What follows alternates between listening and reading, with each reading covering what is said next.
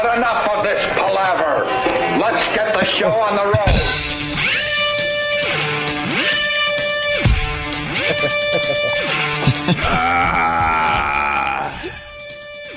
Good morning. Welcome to the Opie and Anthony Show. Hi. Hey, it's Whip 'em Out Wednesday, by the way. It certainly is. So whip out those fun bags, you broads. Yeah.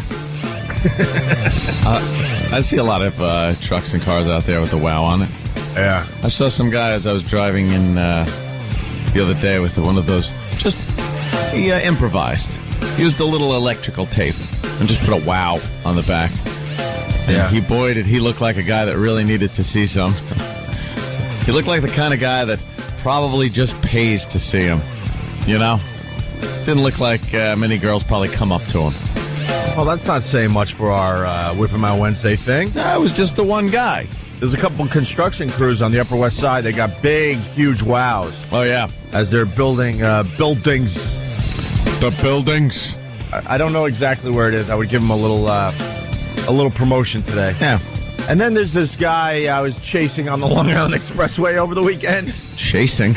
because he had a WOW sticker. I get excited when I see the WOW stickers. No, I'm not flashing, but I want to go, hey, thanks, man.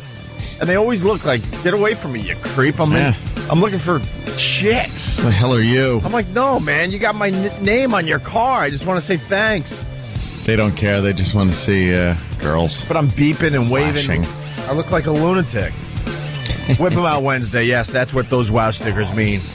Wow, wow, wow. So, last night, I turned on the Olympics because that's what most of America's doing, unless you're Jim Norton or Anthony Cumia. Yeah. Not true at all. Not true. You watched last night, Jimmy? No. Oh. I didn't either. I attempted to watch, and then they had that diving on. Yeah, you don't like the diving? Diving is stupid. It really is just dumb. It's a dumb sport. And then they had like the quarterfinals of some of those track races where no one really tries because all they have to do is come in the first four positions, so they just slow down at the end, which I think is really dumb. The Olympics should make it the top 8 like best times during the qualifying and have them run in the finals, because then you would see some really exciting races instead of everyone holding back at the last few yards or meters so they could save themselves for the finals. It's that just is dumb. ridiculous. It's just dumb. So I'm like, all right, I got to watch something else. So I go to TLC. My God. Mm-hmm. We've talked about TLC over the years. It's a learning channel. No, it's not the learning channel. It's the freak channel. It's the sideshow channel. P.T. Barnum channel. It's the P.T. Barnum channel. Yeah. You're right, Anthony. But it's under the guise that we're learning something. Learning. It's what the L stands for. Learning. No, I turn it on and go, ah! Yeah. That's exactly what it is. You turn it on, and they know that they're going to be freaking you out. Yeah. With their medical anomalies and other things that are going to make you go, oh, my God, thank God that's not me. Yeah, and over the years we've talked about Tree Man and Ant Face and what were some Root of the others? Man. Root Man. Yeah, and then the guy without a face. Out of Face Man. Yeah. With the tumors that just continue to grow. Ugh. So I'm like, I'm going to go to TLC. They're always good for something because this is Olympics. But I'm going to put the Olympics in a small box on the left corner just in case something happens. Were you going pip? I did a little pip. You were pipping? I was doing some pipping last night. A little pip. Those dumb divers. Oh, woo, woo, splash. Woo, woo, woo, splash. I don't even know what they're doing. They're twisting and turning great. Good for you. So TLC had, please, if you saw this show, call immediately, 877-212-ONA. They had a show called I Can't Stop Growing. I Can't Stop Growing. Even their names are such P.T. Barnum names. Because it's just, it gives you a description of what the show is. Mm-hmm. And you know exactly what you're getting. Trust me. A lot of people are still in their homes. DVR or whatever the hell you do. I Can't Stop Growing on TLC. Ugh. It's an hour of laughter. And it's the learning channel. I'm supposed to be learning about this. I'm not learning. I'm like, oh, show me more, show me more, show me more. Basically, I think 200 people have this disease in the entire world. And basically, Wow, what luck that is. we've all heard of like that giantism, thing where the pituitary gland is shooting off some crap and you just keep growing. They grow to be 9 feet tall and talk like this. Right. Well, it's a form of that, but these lucky individuals get like one or two parts of their body that continue to grow. It could be the greatest thing I've ever seen. Could be the greatest thing. There was yes. All right, I got to go right to Keith. He described it perfectly because we were trying to figure out how to describe this. Keith, you nailed it. Go ahead. I watched that show last night, and that lady, her 2 feet looked like they were in 2 big black garbage bags. Yep. So disturbing to watch. Yeah. And then the lady with the big hand with the big fat fingers clapping. Yeah. Focusing on her hand. Yeah, basically they showed one lady who her left hand, it might have been a dude, I don't even know. His left hand, no joke, was easily 5 times bigger than his right hand or her right hand. Just deformed and huge. They're saying the Elephant Man had this disease, but he No, I'm just... Oh, okay. Sometimes things catch me on the news and I take a look. Yeah, well, the Elephant Man had an extreme version of this. Yeah. That's why his whole body was completely destroyed. But this woman or guy last night, the hand was about 5 times bigger than the right hand. But the real catch was this woman in England, of course, who they estimated her legs alone weigh over 100 pounds. And she was petite from the head to about her belly button. Yeah. And then the hips went, whoa, whoa, whoa, whoa, whoa, like yeast. Whoa, whoa, whoa. They were huge. And then the legs were, how big were the legs? Oh, my God. I can't even describe them. Like 55-gallon drums. They were just huge. They were beyond huge. And then she had like Herman Munster feet. Anthony said that in the office. She had the big boots on, Herman Munster boots. They're custom made. Grandpa, you put a spell on me that made my legs big, Grandpa.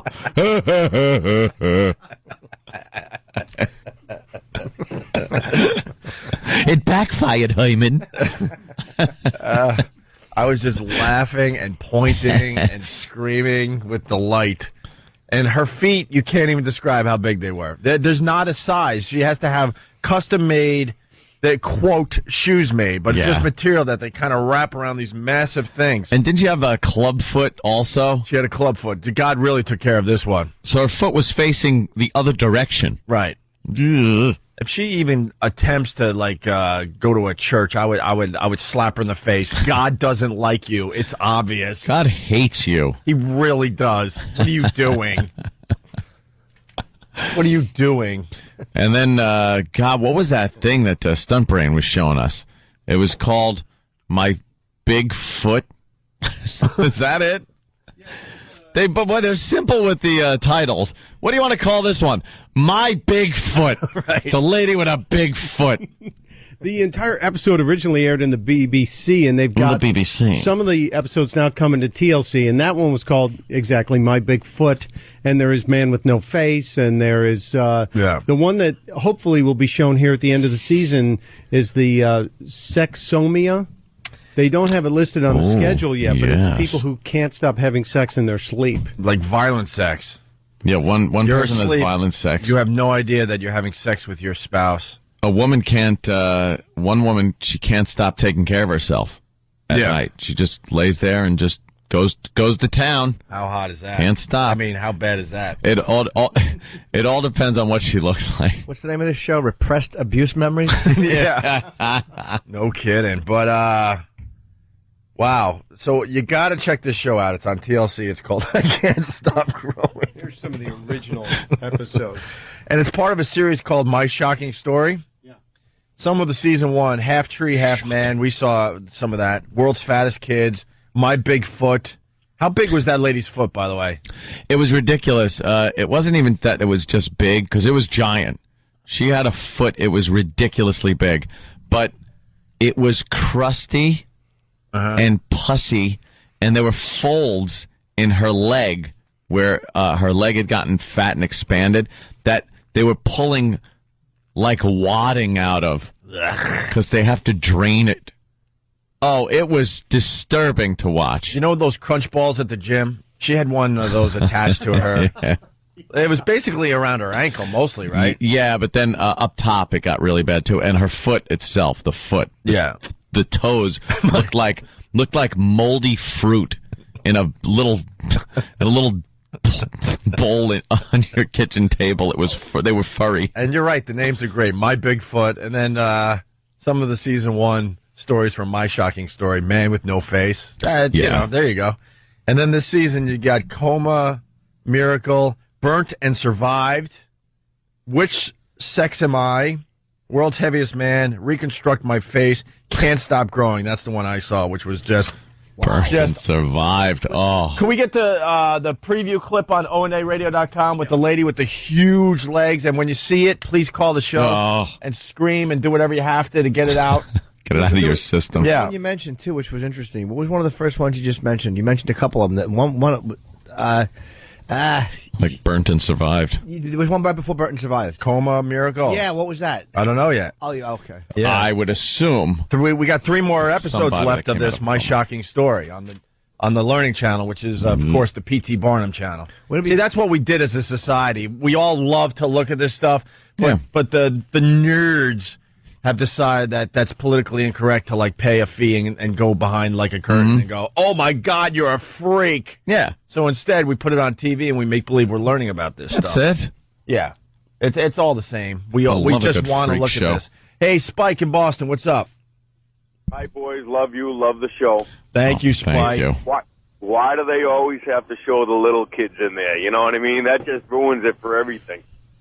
I know him. Then you kind of feel bad at that point. Yeah. Well, they had a kid on the show, which I was bored with because she's like 3 and she already has like a big forehead. And she's got a Jay Leno chin going, and she's got like she already has her adult teeth, and the dentist is like, wow, she's way ahead of schedule. Yeah, and I'm like, that's not good. That's the least of her problem. She's got a bone in her ear that just grew to a point where she can't hear anymore. So then they have to take that bone out. But because of this disease, the bone's going to grow back. It's a guarantee. The hell is that? They can't even figure out what this disease is. They say it's not even hereditary. They don't know why this happens, and only 200 people have it. But Spike, that kid last night, I looked at it and I said, who would love that? Yeah. I know. No one. Only a mother would love that. But the parents love the kid, like, unconditionally, and I'm looking like, who would love that? No, boys. It's a burden. It's a freak. All right, I have this disease. Yeah? Oh. What do you got? Penis joke coming up. Let's go to Mike in Boston. Mikey. Yeah, there was another freak on TV last night. It was on Medical Miracles or whatever. It was on Channel 4 or 7 during the Olympics. There was a 6'8" kid. He got all his teeth taken out. His neck was, 5 feet long. It was ridiculous. The guy couldn't open his eyes. Yeah. Nothing. Yeah. It was another freak show on channels while the Olympics was on with diving. I'm not a fan of the medical community because when I was growing up and you saw these freaks, you're like, wow, that's cool. But they're starting to cure a lot of this stuff. You know, that giantism thing, it's the pituitary gland. They could, like, stop that from happening to you. Yeah. Oh, it's not I a like giant thing. Yeah. The guys, it's the first case. His 12th chromosome is flipped around. He's the only kid like it. He cannot stop growing. He will not stop growing. It's the one case. You guys got to look it up and see this freak. All right, we will. They're also figuring it out genetically. Right? Yeah. And then they also figure it out, like where they do tests during the pregnancy, and then, there's a problem. Oh. They haven't figured out. It's called Planned Parenthood. Yeah. Get the old Hoover. Let's go to John in Jersey. Johnny. Hey, guys. What's happening? Hey. Good morning. Good morning. I was watching that show last night. My girlfriend says to me, yo, how come you couldn't have a hand that size? I almost died. Are you kidding me? Why would she want you to have a hand that size? You saw the size of that person's hand? It was friggin' enormous. But, My girlfriend's kind of a freak, guys. Sorry about that. oh, okay. She would like a big. You'd have a big hand. I'm thinking your girl would say, why can't your what be that big? Yeah, right, like elephantitis or something. All right, guys, punch it out. I'm at work. You two are perfect for each other. Well, you get the first one of these today. Sorry, buddy. I'm sorry. Hey, we got audio of my big foot. Just a little nice. taste. Vicky suffers from a rare... By the way, if you don't think this is like P.T. Barnum freak stuff, listen to the music and how they present it. Yeah. We're not learning Overly anything. dramatic. We're not learning anything. They're trying to get the, oh my God, emotion out of us. Vicky suffers from a rare extreme case of lymphedema, an abnormal swelling of the tissues. Her leg, untreated, has swollen to 102 centimeters and weighs 39 kilos. This is one of the largest leg lymphedemas in America. She takes a cocktail of medication, including painkillers, which causes her to slur her speech sometimes. Apparently some kind of bacteria got in here, so I've been on antibiotics. Bacteria, sees my leg and says, oh, hey, let's party. My leg gets this awful. She's got a good sense of humor about it. A whiff? What? Did she say I'm getting a whiff of it now? Oh, God. Wait, That's did got she us. say that? Yeah, I think she did. Get out of here. Let me get... Because I'm eating, and this is really grossing me out. It was hard for me to eat. I was eating in the office before the show. And giant leg of lamb? Yes, giant furry, gone bad leg of lamb. A turkey. And it was green. She had this green and yellow pussy stuff all over her foot and in the folds. And her toes looked like rotting furry grapes. Can we get her to squeeze some of that stuff out into a glass for Pat Duffy? Dude, I stopped looking when the doctor said, okay, we're going to start draining this. And I was like, no way am I going to be able to watch her pour what looks like Bavarian cream out of this lady's leg. Bacteria, sees my leg and says, oh, hey, let's party. My leg gets this awful smell to it. You're probably getting a whiff of it now. Probably. You might be getting a slight, as the camera guy is puking, you might get a slight whiff. So my leg has an awful smell to it. My leg has an awful smell. Yeah. Bacteria smell. Nice. Like a scab. You ever smell like the underside of a scab? No! Why? Stop what you do. If it comes off too soon, it's just got that healing wound smell. Why do you smell it? Why not? It's only the bigger scab. I start I make a weird face and I start drooling and I go, I can't look at that. And I have to wrap it up in a tissue and throw it away. Sounds healthy. Like scabs or boogies. Yeah. Hey, we have one more clip. Disgusting. We have one more clip of Vicky. I got to rush through this because we're now heading toward a break. But more of my Bigfoot and Vicky. Vicky's leg has been gradually growing since she was a child.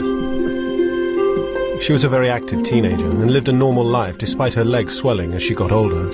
She was a Vicky and punter. her mother are convinced her condition was triggered by a dresser falling on her foot when she was 2. Oh, stop. One day I heard a big noise and I came in and your little baby shift robe dresser was on top of you. You didn't seem to be hurt too much, but, maybe a week or so later, I just couldn't put your shoe on. And I noticed that there was a swelling. I think something happened when the dresser fell on you. Couldn't put on your shoe. Now, in my wildest dreams, I never thought it would get like it is now. And I prayed for 46 years that we could do something about it. Well, Prayed. Well, so much for praying. Huh? That didn't work very well, did it? God was busy doing something else. I'm sorry. Good for you. Sorry for you. Dan, Long Island, what's up? Hey, how's it going, Owen? I love you guys, man. Thank you, sir. Oh, of course you do. Hey, what's up, man? Hi. I went to high school with a kid, and his right arm, he had a normal left arm, but his right arm almost touched the ground. I had to sit next to this kid, and one day I dropped my pencil, and I actually asked him to grab it, and then I thought, hold on. I was like, wow, I must have made an ass of myself, Because I wasn't one of the kids that made fun of him. Right. No, you were one of the good kids. Yeah. Invite him to the parties and everything. Yeah. Nah, definitely not. Mm. Jimmy, I got a quick question for Jimmy, actually. Okay. Did you ever do open for a ventriloquist named Vince D'Antona and George? Yeah, Vince is a buddy of mine. I haven't seen him in years. He was a Vietnam guy. I heard he was like a tunnel rat in Vietnam. Wow, really? I think so, yeah. Why? What about him? He's actually my dad. I was talking to him last night. Oh, man, I like Vince. Tell him I said hello. Good thing. Yeah, thank God you said good Would have things been about embarrassing. Am I That right, guy's an though? idiot. He should not have kids. That guy was a hack. Wait, was he a Rumor tunnel had rat? it, he blew people behind the comedy club. Jeez. All right. Sorry, Jimmy. It's fine. Am I right? Is that what he did in Vietnam? Yeah, he was a tunnel rat and a point man. He used to go into the tunnels with a 45 and a flashlight, and he'd crawl in there and exterminate, pretty much. I want to talk to one of those tunnel rats. Those guys were absolutely insane. Yeah, Vince did that, and he's like the nicest guy on earth. He's actually a great ventriloquist. Tell your father I said hello, man. He was a really nice dude. I'll tell him to call him tomorrow. You guys have a tunnel rat talk. All right, cool. Thanks, Dan. See you, buddy. Wonder if he did that, like in the tunnels. He'd just, kind of throw his voice over to the side, and someone would go, like Charlie would be like, "Where's that coming from?" And then you just shoot him. Hey, I'm over here. I'm over here. Just blammo. That's when he discovered he could do that whole thing. Yeah, it's a great trick. For pure survival. He threw his voice around those tunnels. So listen, we got to take our first break. We're off to a great start. And we're going to do some Google bombing after the break. My God. Ooh. I think we found the hottest woman on the planet. No joke. And she's an Olympian. No joke. I think she's the hottest woman on the planet. Or right up there. And that's the picture I want you to put up on onaradio.com. Shirley Hempel? Because that shows her hotness. We'll tell you who who I think is the hottest woman I've seen in a long time. Yeah. What's up on onaradio.com? We got the video yet? No, we have dead web right now. We have Dead web? Yes, we have no internet. Which is very disturbing, and I can't get my Pal Talk up, and I can't research anything. I can't go to IMDb. I can't do anything. You don't have Pal Talk? No, I got nothing. That means we have you today. That's good. Yes. That means we're going to have a focusing Anthony today. I will watch the and pay attention to the show and what is said by everybody. Right. I'm still enjoying the Shirley Hempel reference. Yeah. Like of all the ugly women you could have picked, he reaches back in 1977. Oh, why not? Yanks that monster out. I'm happy. Why not? Yes, she to me was the epitome of the ugliest woman on the face of the earth. She was awful. Shirley Hempel. All right. Soon on onaradio.com, we're going to have tree trunk, huge foot woman from London, right? Nice. Wait till you see this video. I really don't think we did it justice, but like that one caller said, her feet look like they're in garbage bags, black garbage bags. They're that big, I'm telling you. Disgusting. All right. Lots to do. And wow, news coming out about Christina Applegate today. Just amazing. I'm so depressed reading that. Amazing. We'll talk about that after the break, too. Show. Opie and Anthony. Good morning, peeps. Morning. And I want to throw out a booyah, too. A booyah. A soft booyah, because it's early. Yeah. And a good morning to the peeps. Peeps. Yeah. Opie and Anthony. 877-212-ONA. I say stupid a lot, but our internet is down and we're not happy about it. We got a lot of things to put on onaradio.com. Yeah, we got pictures of certain people we want to pop up there. Yep. Some Olympians, some Olympic athletes. Yeah. That we want to pop up there, but we can't. Apparently there's a... And we also want to show you that God has a sense of humor. Because you got these hot Olympic athletes, and then you just throw the DNA and mix it around a little bit differently, and then you get freak shows. You get the woman with the giant feet and the giant legs. Giant smelly bacteria foot. Oh, well, that's Bigfoot. Yeah. I have a big foot. By the way, huge props to the pranksters that had everyone thinking they found Bigfoot in the dumpster. Oh, was that ridiculous? Stupid media. Dumb media. It was a prank? Yeah. It was a good one, though. They jump on anything. Yeah. Could this be Bigfoot? And what did it turn out to be? I don't know, like a costume. It was a gorilla suit. But they were smart enough to get some pig intestines or something. Yeah, they put some meat in there. And throw it all in there, freeze the whole mess up, and that got people talking. Yeah. They submitted for a DNA test, too, or something, so that kind of kept the story going. Because then people were like, why would they if it was fake?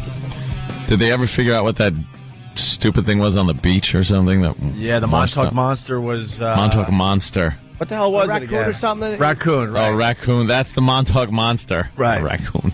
Yeah. The media. So give us a little time, and we'll have onaradio.com update with some great visuals. You got to see the video of the woman with the huge feet, or the Bigfoot. Yeah. And then the lady with the huge legs and feet. Whoa, that just stops. I like that. All right. It's scary. I want to thank Travis. I gave Travis a gold star this morning. Aw. Just one, though. One gold star for Travis. What did he do? I was reading his email that he sends out to everybody every night. You might want to take a look at that every once in a while there. Look. And he turns me on to this javelin thrower. And she could be the hottest woman in the world. Yeah, she's from Paraguay. Yeah, her name, and I want everyone to Google bomb the hell out of this one. Her name is Learn, Leryn. Is it Learn? That's Laren? Laren? All right. Yeah. Learn. But she's from another country. It could be Learn.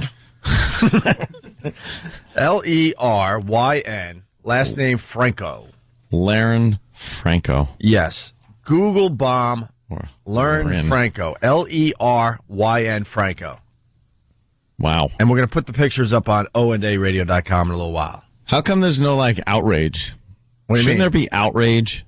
What do I you don't mean? know, her and then that other one that does the crossbow or something. Oh, the naked crossbower? And she's got some hardcore stuff out there. Yeah. Where's the outrage? The Olympic athletes, they're role models for our children. And Well, this one's just a model. I mean, yeah, you're but not she's really- showing some... You're not seeing the naughty parts on Learn Franco, Leryn. Google bomb the hell out of that. Number one on Google Trends today, baby. I think some people might be offended and upset, though.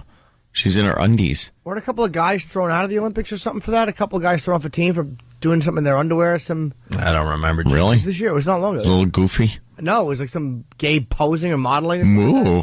I don't know. And they were asked not to come. Too sexy? I don't know. Yeah. Not the issue I got. Wow. LOL.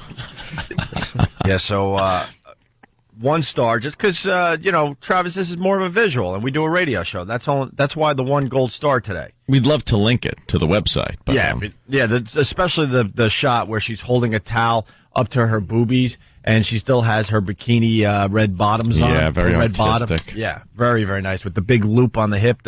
All the young broads are going with that look. The young broads. Yes. What do you got, Travis? Oh, here he comes. It takes Travis so long I to get love to how the he mic. takes his time. You got to learn how to hustle, my friend. I have tiny legs. I can't stride that far. Girlish. She's actually done a calendar, and I would love to show you the pictures, but we don't have internet. She's got a whole calendar out? Yes. Could someone send the Learn Franco calendar to us? We want to put that up in our office. So we'll look at that as soon as we get the internet. That'll be our official calendar. So that's audience participation. You're going to have to Google that and check it out for yourself. Do it yourself. Leryn Franco, Franco. Just amazing. And by the way, she's out of the Olympics. She came in 4th place. 4th? Yeah. She's a javelin thrower. But she gets a gold medal in my book. Oh, huddler. How does a chick that hot get into javelin throwing? I don't know. I'd love the background story on that. Why wouldn't you just be a model? Yeah, because that's what she is. She's got a great portfolio. Yeah. And I guess on YouTube there's a nice montage of her. Yeah. Yeah, she's going to take over the world, this one. This one is... Literally? Yeah, I think so. Sure. Okay. It's about time a hot broad takes over the world. She should probably realize she should throw the javelin after about 5 dates in a row, starts screaming in pain in the car at the end. Not with the right arm again. Gets a big mitt full. Maybe I should do something. Launch it out the window. Yeah. Maybe I should do something with this talent I just discovered. Yeah, she is quite attractive. All right, Jared in Boston. Oh, my God, yes. Hottest one ever. Learn rules. Leryn. Google that. Isn't that Loryn? I don't know. Leryn. Now we're going with Loryn? Leryn. I'm going with Lauren or Loryn. I like to... Lauren. Let's say that. I'm thinking the Y might be silent. I would bet any amount of money it's not Learn. I was trying to do it phonetically. So people could find her. Loryn. Because a lot of these people, they're trying to remember the spelling as they drive, and then they get to work, and they're like, oh! I forgot it. Yeah, that's why. Leryn. Let's put in piece of ass javelin thrower. Lorraine. I'm sure. Now we're Lorraine. going Lorraine? Lorraine. Lorraine. Hey, moving on, because We don't have a TV show. I mean, we could just spend... You mind, Lorraine? There's some news coming out this morning about Christina Applegate. We heard she had the breast cancer. We heard it was like a minor thing, right? They caught it very early. And we thought it wasn't going to be too invasive, that they were going to take care of her. Mm-hmm. Well, the front page of the paper today, they took both her boobs. Double mastectomy. Christina Applegate had both her boobs removed. That's just amazing. And she said that 100%, the breast cancer was 100% gone. You know, well, that's kind of encouraging. They must have really got it early, but she has a gene. Yeah. They tested her, and they found out she has a gene where basically the odds are strong that it's going to come back in a really bad way, too. Anyway, right? from 55 to 85% chance of it coming back. Her mother died of it, so she opted to just have both breasts removed instead of having to be checked out every 4 months and perhaps having to deal with the cancer again. So she said she made a very tough decision and had both her breasts removed. That is unbelievable. Wow. Damn. That is unbelievable. Let's just have 2 moments of silence there because that girl, wow. Wow. Very nice. Very nice. Not even that old, right? You know, you watch Married with Children, and wow. She's not 40. She's older than me. I mean, I'm 40. Is she really? No, come on. No, I don't think so. How old is Christina Applegate? Stunt brain. Stunt brain. You know what? It's not stunt brain. It's stunt computer. Yeah. What happened to your brain? Hey, how about the 3G iPhone? Oh, wait. Well, I have it right here. Look it up on your new iPhone. That's a good idea, Jimmy. Wait, Anthony makes a good point. This guy doesn't have a brain. He's stunt computer. He's just quick with the fingers on a computer. You're like the Wizard of Oz. Right. We all think you're so smart and everything, but it's the machine. Pay no attention to that man Googling. Yeah, man, we could all do what you do. We thought this knowledge was in the actual brain of yours. Stunt brain. Yeah, stunt brain means it's already in there. It's stunt laptop. Yeah, he's Mike the Fool without his computer. Mike the Fool. Stunt fast typer. I will guess she's 39 years old. All right, see? A little younger. Wow, Jimmy. A little younger than you. God, that's Mike's guess. 1971, Steve confirmed she was born. Yes. Okay, so she's 37, yeah. She'll be 37. Right. Jimmy was close, though, man. 37. Oh, it's even younger. Wow. Hey, what a shame. Let's go to Jessica in New York. Jessica? Hi. Hi. I was actually calling to let you guys know that it's Lerine Franco. Lerine. My name is Lerine. Even her name is hot. Wow. Say that again. It is, actually. It sounds much hotter when you, it's Lerine Franco. Oh. Are you, you got a little of that in you there, Jessica? Well, I'm Argentinian, so it's, so it's Jessica. And where is she from? Paraguay or something like that? It's pronounced Paraguay. Paraguay. Yeah, it's Paraguay. Paraguay. What? No, it's not. It's Paraguay. And why does she have such an awful last name, Franco? I don't know. You do the first name, and I'll do the last name. Go ahead, Jessica. All right, Lerine Franco. Yeah, it's pretty much the worst. Yeah. Yeah. Worst ever. She's probably dating some athlete, though, some Olympian type guy or some. I like her little. I like Jessica's little raspy, smokes too much voice. I like it. It's more the waking up way too early voice. Oh, that's it. Oh, it's the Jim Norton just got out of surgery voice. Hi. Thank you. All right. By the way, Stephen S. from Bayshore, his first instant feedback worth reading today. He's already sent in 100. Ooh. But I'll go with this. Wow, one, S. an insult. Oh, great. We now live in a world where Stalker Patty has a better rack than Christina Applegate. So. Oh. Let's go to Steve in Connecticut. Steve. That's a sad truth. Steve. Hey, how you doing? Good. Hey. What's happening, fellas? Hey, Christina Applegate, she's just doing what most do is preventive maintenance there. You know, if they're going to get cancer and have to worry about it the rest of their life, they'll rather have a double mastectomy than have that worry over their head forever. Look, there was a 150% increase in women who have decided to have both breasts removed. Really? 150% Right, because increase. of the advancements in in fake breasts. It's like you're going to lose it anyway. You might as well get them made nice. They can make perfect looking implants. Yeah, and they can tell by genetic testing that you're predisposed to this. So instead of having to deal with it, exactly why all the women do it. yeah. Yeah, but see, we're not women. Like, that's got to be just a horrendous decision to make. Well, I was talking to my wife last night, and it'd be like somebody, neutering you. It's your manhood, and that's their womanhood. So it's got to be devastating that way. Yeah, I know someone that had a double done, and really hot girl, but she's recovering. She had she was like on the mend, I guess, for a long time, and then she had, I think she had implants before, and then she had implants put in. And yeah, she's like, I think she's doing well. God bless. Yes. Well, hey, at least she's still a good-looking woman. She's still a sexy girl, and now we'll get to look at her a little longer. All right, thank you, Steve. Oh, look at you making lemonade. Have a good one. Yeah. Punch it out. Jesus. And because I haven't said it in a while, Lauren? Wow, how did she say that? Larin Franco. We're Google bombing today. Leryn Franco. Yeah. The hottest Olympian. I don't think there's a hotter one. No. Although there is a sluttier one. Yes, That crossbow chick. Wow. Totally naked. That crossbow chick had a little bit of a mustache, too, didn't she? She was almost... In that one picture you showed me. Oh, why don't you punch it up on the... Oh, yeah. Oh, yeah.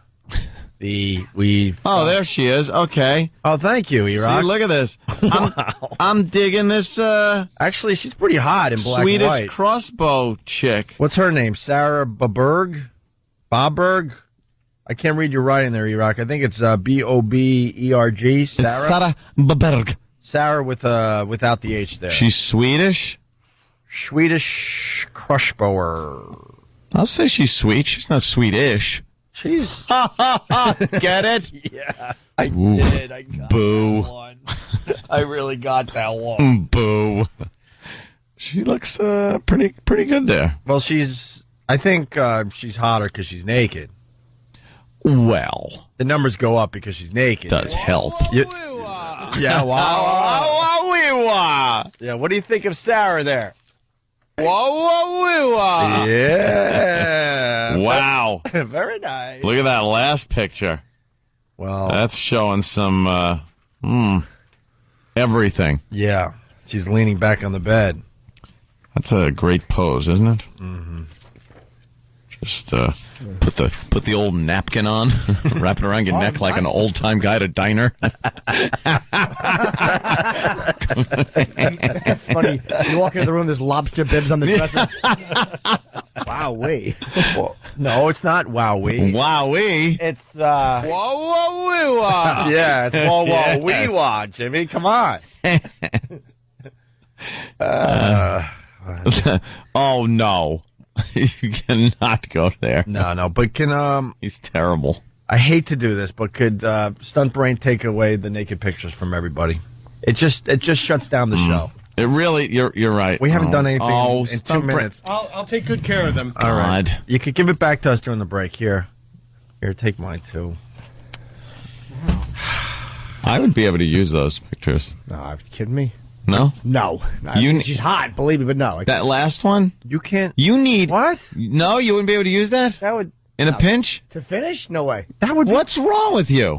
Danny's saying, what's wrong with you guys? What do you need? You guys have desensitized yourself. I'm so with Jimmy on this one, where it's just like when you've seen the things that you search out and look for nowadays to do that to.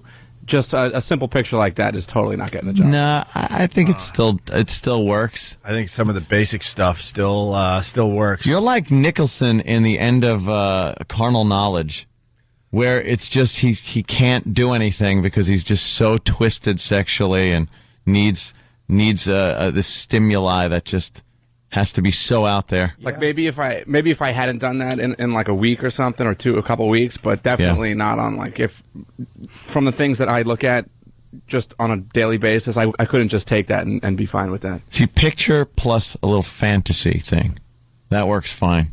That can work. It's you don't have to. I don't need videos of all kinds of wacky 3-ring circus. You don't have to explain. Some of that innocent stuff is beyond hot. You guys need your videos to all end with the aristocrats. That's like, Jesus. No, the innocent stuff would only turn me on if it was a girl that I'd wanted to see naked. Like if it was something taboo about it. Like, oh my God, that's that chick I went to high school with, and here she is posing naked. Or that might do it for me. No, see, I could look at that last picture and completely start imagining what that would be like to do certain things. And the picture plus the mental stimulation like that'd work fine. I envy you. All right. Thank you, Jimmy. I'm too far gone for that. That's sorry. Want to watch? Do it right now. No. No. All right, we got a break. 877-212-ONA. We don't have ONARadio.com working right now. We got some great updates. So our intertubes aren't working. Yeah, keep checking ONARadio.com. A lot of visuals going up there today. Just because we can, one more time, we got Ernest Borgnine talking about why he's still alive at 91. Okay. We're just going to play cold going in a break here. Check it out, in case you missed it. To the show, but real quickly, you're 91 years old. You look fantastic. You look like you're in your late 60s, early 70s. What's the secret? I don't dare tell you. No meat. You don't eat meat. I masturbate a lot. Okay, I think... Thank you, Ernie. That was great. I actually heard that. Ernie, have you ever been on YouTube? Listen. Yesterday. What are you talking about? It went all over the place. Okay, we're going to take a quick time out. He'll be in the After the Show. Log on to foxandfriends.com. I just shook his hand.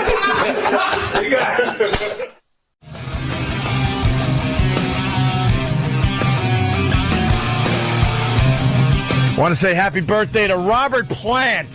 What? We don't do birthdays unless it's someone important. Yeah, guess how old Robert Plant is today? 64. Really? I have no idea. When I'm 64. Yeah. No, he's not that old. He's the big 6-0. 6-0. Robert Plant, 60. What happened? What the F is... What the... It's called time. What? Just ticks on. Tick tock. 60? Yeah. What? I thought he was older, actually. Really? Yeah. That's younger than I thought. He's starting in the late 60s, so I guess you're right. Maybe he's you know... Padding. Maybe he's padding a little bit, right? Yeah, could be. It's the Opie and Anthony Show. Now, we wanted to move on. Everyone is Google bombing the hell out of... How do you say her name again? Larine Franco. L-E-R-Y-N Franco. Paraguay. We think she's one of the hottest girls ever. Mm-hmm. And then E-Rock runs in with naked pictures, and we're really trying to get away from the naked pictures so we could try to, entertain these people out there. Well, we got naked pictures just stop the show. Yeah, always. We got that because there's that crossbow chick from the Olympics that was naked. Yeah. So we got those pictures, and it pretty much just, it stops the show immediately. Yes, of course. Quite the wah-wah-wee-wah. Very nice. Very nice. And that stopped the show. Uh-huh. And now, what the hell are these? Well, it's 3 German Olympic athletes completely naked. Oh, God. And we are looking at the greatest hiney ever. The greatest hiney ever. Yes. The greatest hiney ever. Oh, my God. What sport does she do? Well, I could think of a couple. Wow. Wow-wow-wee-wah. What? Yeah. Yes. What a cute face. I enjoy a cute face, but in this case, it's all about the hiney, my friend. My only flaw with her is her breasts are really nice, but her body's almost a little too athletic. Like when you look at her torso, and I'm not being nitpicky, I'm just saying that's the only flaw she has. There's a little too wide a torso. Her breasts are a little too small. If they were a little bigger, she'd look better. But aside from that, she's a perfect girl. Man, you're tough to please. No, I'm not. No, you kidding me? No. I'm only saying I just noticed that one shot. Believe me, I'd kill family members for her. And by the way, back what we were saying before about the nude innocent pictures. Yeah. I had a picture one time of a girl who I was friends with. And it happened to be, it was a goof shot I took up her skirt. And she was wearing panties. And they were pulled aside a teeny bit, a little bit. Just enough to show a teeny bit. and I can't tell you the damage I did looking at that photo. But it was because it was somebody who I knew, who I had known for years. And it was like a goof shot. You know, I hadn't seen her in a long time. But there was a story. Wow, you hit pay dirt with the goof shot, didn't you? I was kind of trying to annoy her. You know, we were sitting at a club. Annoy her. Oh, boy. You know, just I didn't think anything. Yeah. I got an idea for the show. We should, the whole staff, including Stunt, who's good at a computer. Yeah. Instead of Stunt Brain. The whole staff has to come in and show the rest of the staff what they used the last time they scrapped. That's great. It's great. Mm-hmm. We already have it here, though. Huh? 2 girls, 1 cup. Well, one by one, everyone's got to be very honest and go, all right, this is what I used, and then kind of show the rest of us what it was. And I think there's going to be a fine variety of things. Okay. Yeah. I say we do that. By tomorrow. Uh-huh. By tomorrow. Now we're all going to be careful. How about this? Not the last thing you used, but the last thing before you said that. Because now everybody knows we have to bring it in tomorrow. We're all going to scrap to something nice. I think these guys have been around long enough to know, all right, I'm not going to, cheat or anything. Oh, depends on how embarrassing it is. Believe me, I would cheat. Yeah. The problem is I'd have to bring in a live person. Just carry someone in. Yeah. Well, maybe E-Rock should tell the fine folks where they could see these girls naked from the German Olympic team. Not at my house. Why not at your house? Because I don't think we can. I don't think we can link these anywhere. Steve, why not? Why won't they be nuded to your house? God, I hate him on the air. Why do you do this? Why wouldn't they be, though? I enjoy that. Right? There it is. Yeah. It's almost an art, isn't it? I really have to think about it. I really have to think about not saying anything. It really is almost an art. The complete lack of improvisational skills. I am Picasso. Thanks, Steve.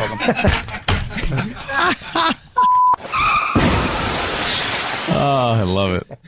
Wow. E-Rock, where can I find these? What? Just Google German Olympic Playboy, and those photos come up. Yeah, the perfect tiny. Can I plug something that you always say I should plug? I never do. I'm doing Fox tonight, Fox Red Eye. My mustache is going, but I'm just keeping it for tonight. No. So I will do TV with my mustache. Wow. You got to make it to Friday with your mustache. What's today, Wednesday? Yeah, you got a few more days there, Jimmy. Could I do it till Friday? Maybe I can. Come on. Yeah. For old time's sake. For old time's sake. The remixes are coming in. Remember the guy snapping his elbow? Oh, yes. With the weightlifting? Mm-hmm. One of the better clips we've gotten in a while. Do I have the raw clip here somewhere for the people? I think I can find it. Hold on a minute. Give me a second. Yes. Give me a second. All right, I'm sure you'll come up with the... This clip. Oh, that's terrible. Oh, no, that's terrible. That's just awful. Well, the remix are coming in.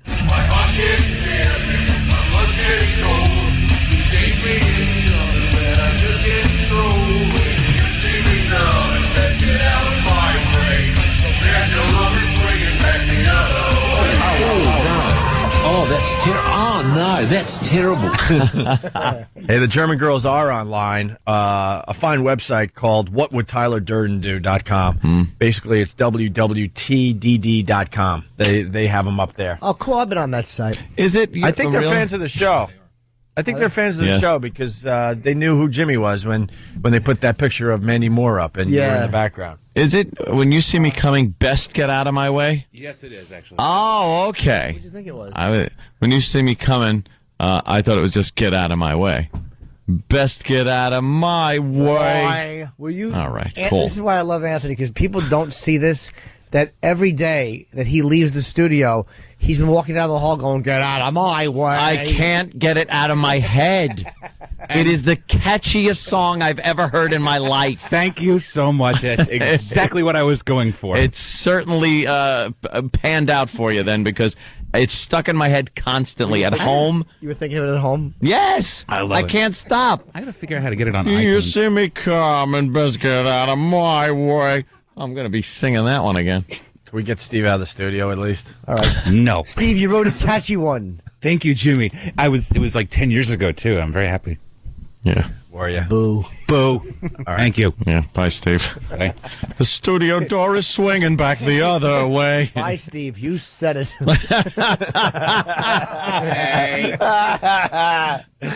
Another remix. Louis, Beans, I want my money. Beans, you can't dodge me forever. Oh, no, that's terrible. Louis Beans. Louis Beans. I forgot Louis Beans. So those are coming in. Oh, God. Which is wonderful. Mars is here. That means, obviously, we will have internet in a matter of moments. Right, Mars? No. What's the matter? What? Mars. We're running retro here. We're doing radio like they did in the old days, before the intra tubes. Actually talking into the mics. Yes.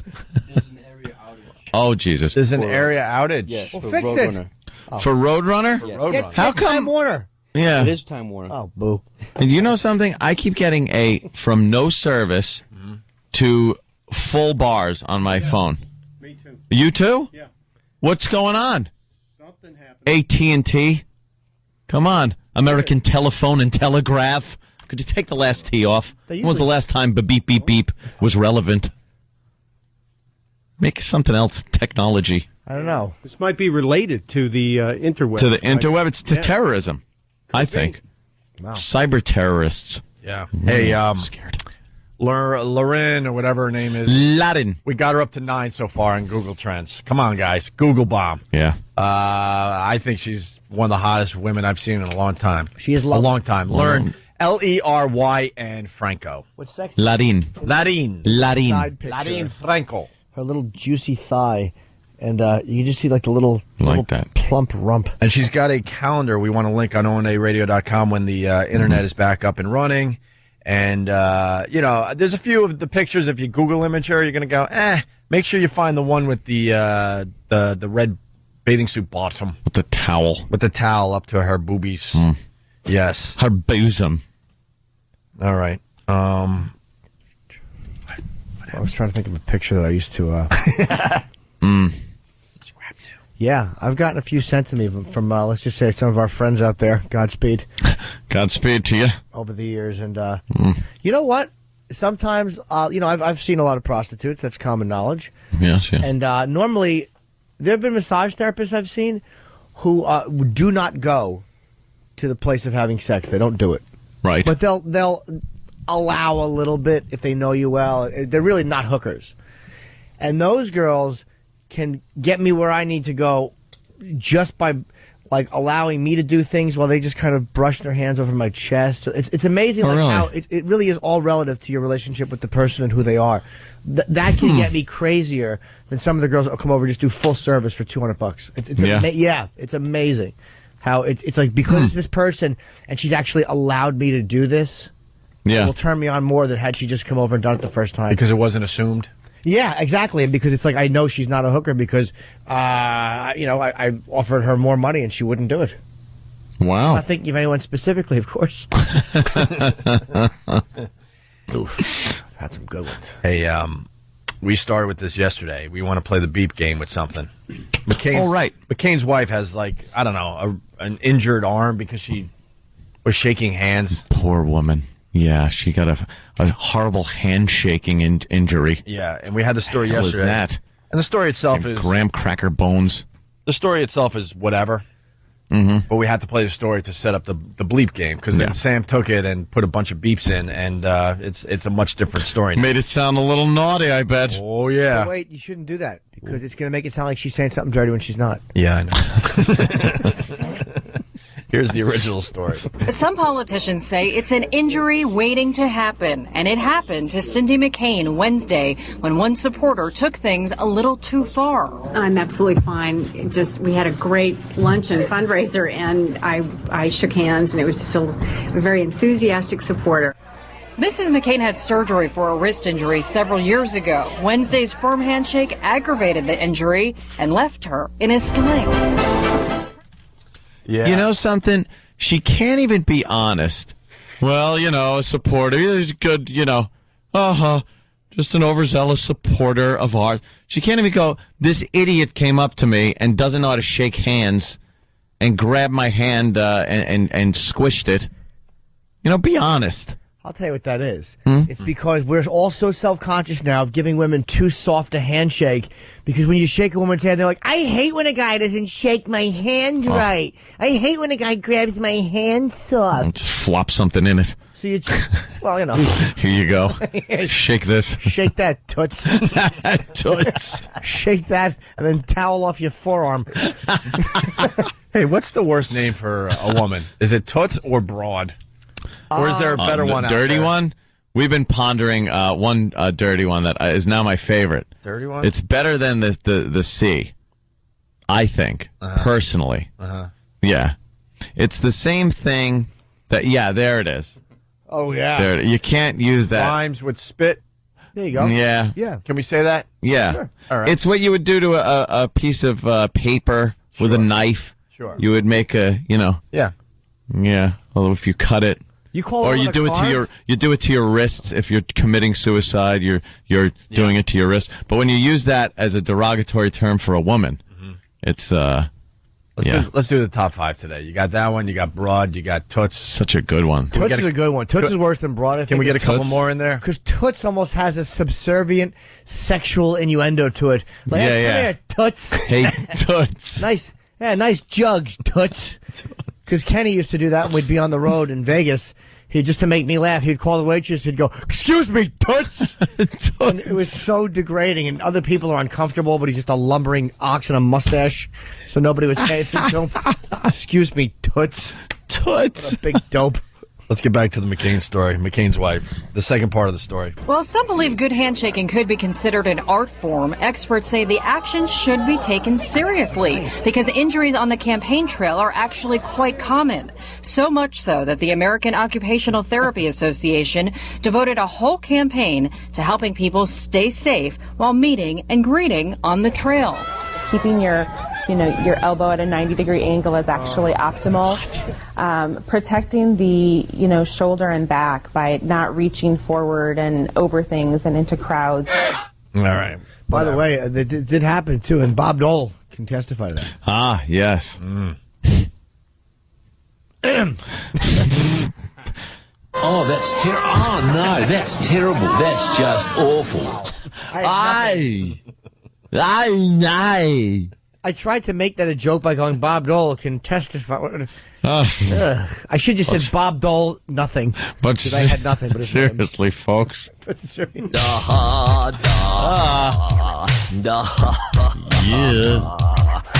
Bank 6 could be my favorite. There's a lot of good ones on this. I'm Mr. Bucket.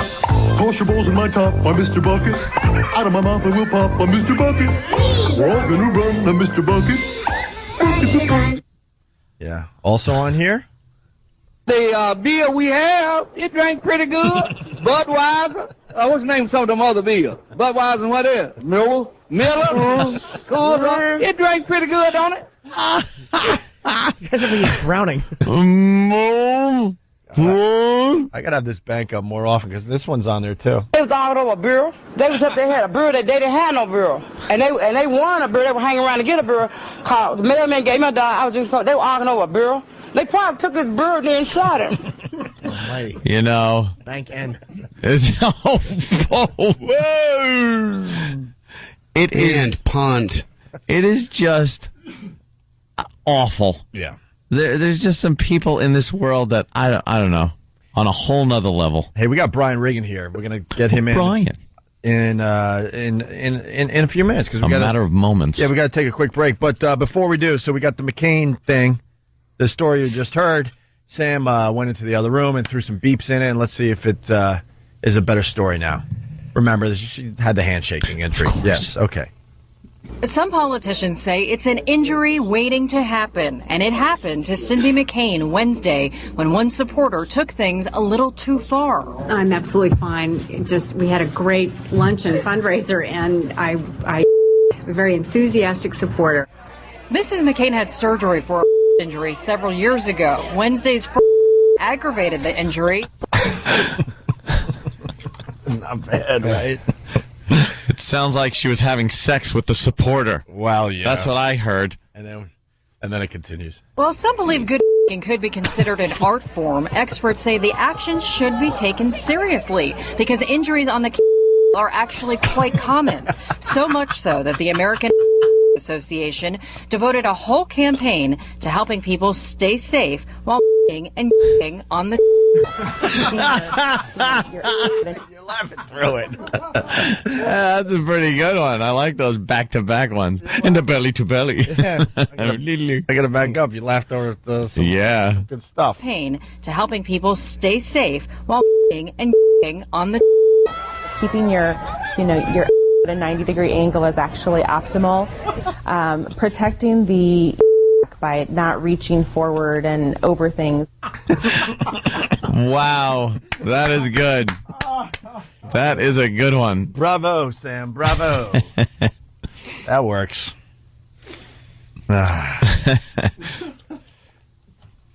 quickie before we go to break. Can I tell you something awful? Yeah, I actually wrote Bob Dole down before it, so I wouldn't forget to say it. Oh, no, you didn't. Oh, that's terrible. Oh, no, that's terrible. That's just awful. I just keep hitting refresh on the page. It's like when you have a blackout at your house when... No, I don't mean that. Stop it. I mean the power failure. No one thought you did at your house. The power failure. I would suggest that Mars takes his time fixing this whole thing. No, you keep flipping switches on in your house. You ever do that when the power goes out? Yeah. And you walk around, you flip the switch. Well, when the internet is out, you just kind of keep hitting refresh and go, come on, page, load. Come on. Mars, take your time. It's nice to have a well-focused Anthony today. I am focused. We have you today. I'm looking to get on CNN.com and Drudge Report. Yeah, sure you are. Which I prominently display. Who do you think you're talking on a daily to? basis. After 14 years, who do you think you're talking to? Hey, we got a well-focused Ann, and we're enjoying it. When is Barack announcing his VP? Is it today? They're saying it might be Biden. No, Biden seems to have dropped out of the running. Biden said he has no clue what anyone's talking about. He hasn't spoken to anybody. Biden scares me. Biden right? would have been a good pick for his foreign policy experience, but he's too far out there for the rest of it. There's a talk of this Kansas governor, Kathleen Sebelius. Wow. Kathleen's a weird name for a guy, so that wouldn't work. He was to go with a woman? That's what they're saying. Dummy. And Nader has stepped up and said he believes it's going to be Hillary in a surprise. How? And we should hear anytime tomorrow or Friday because there's a stump event scheduled Saturday. Oh, great. So now Heather Mills is involved.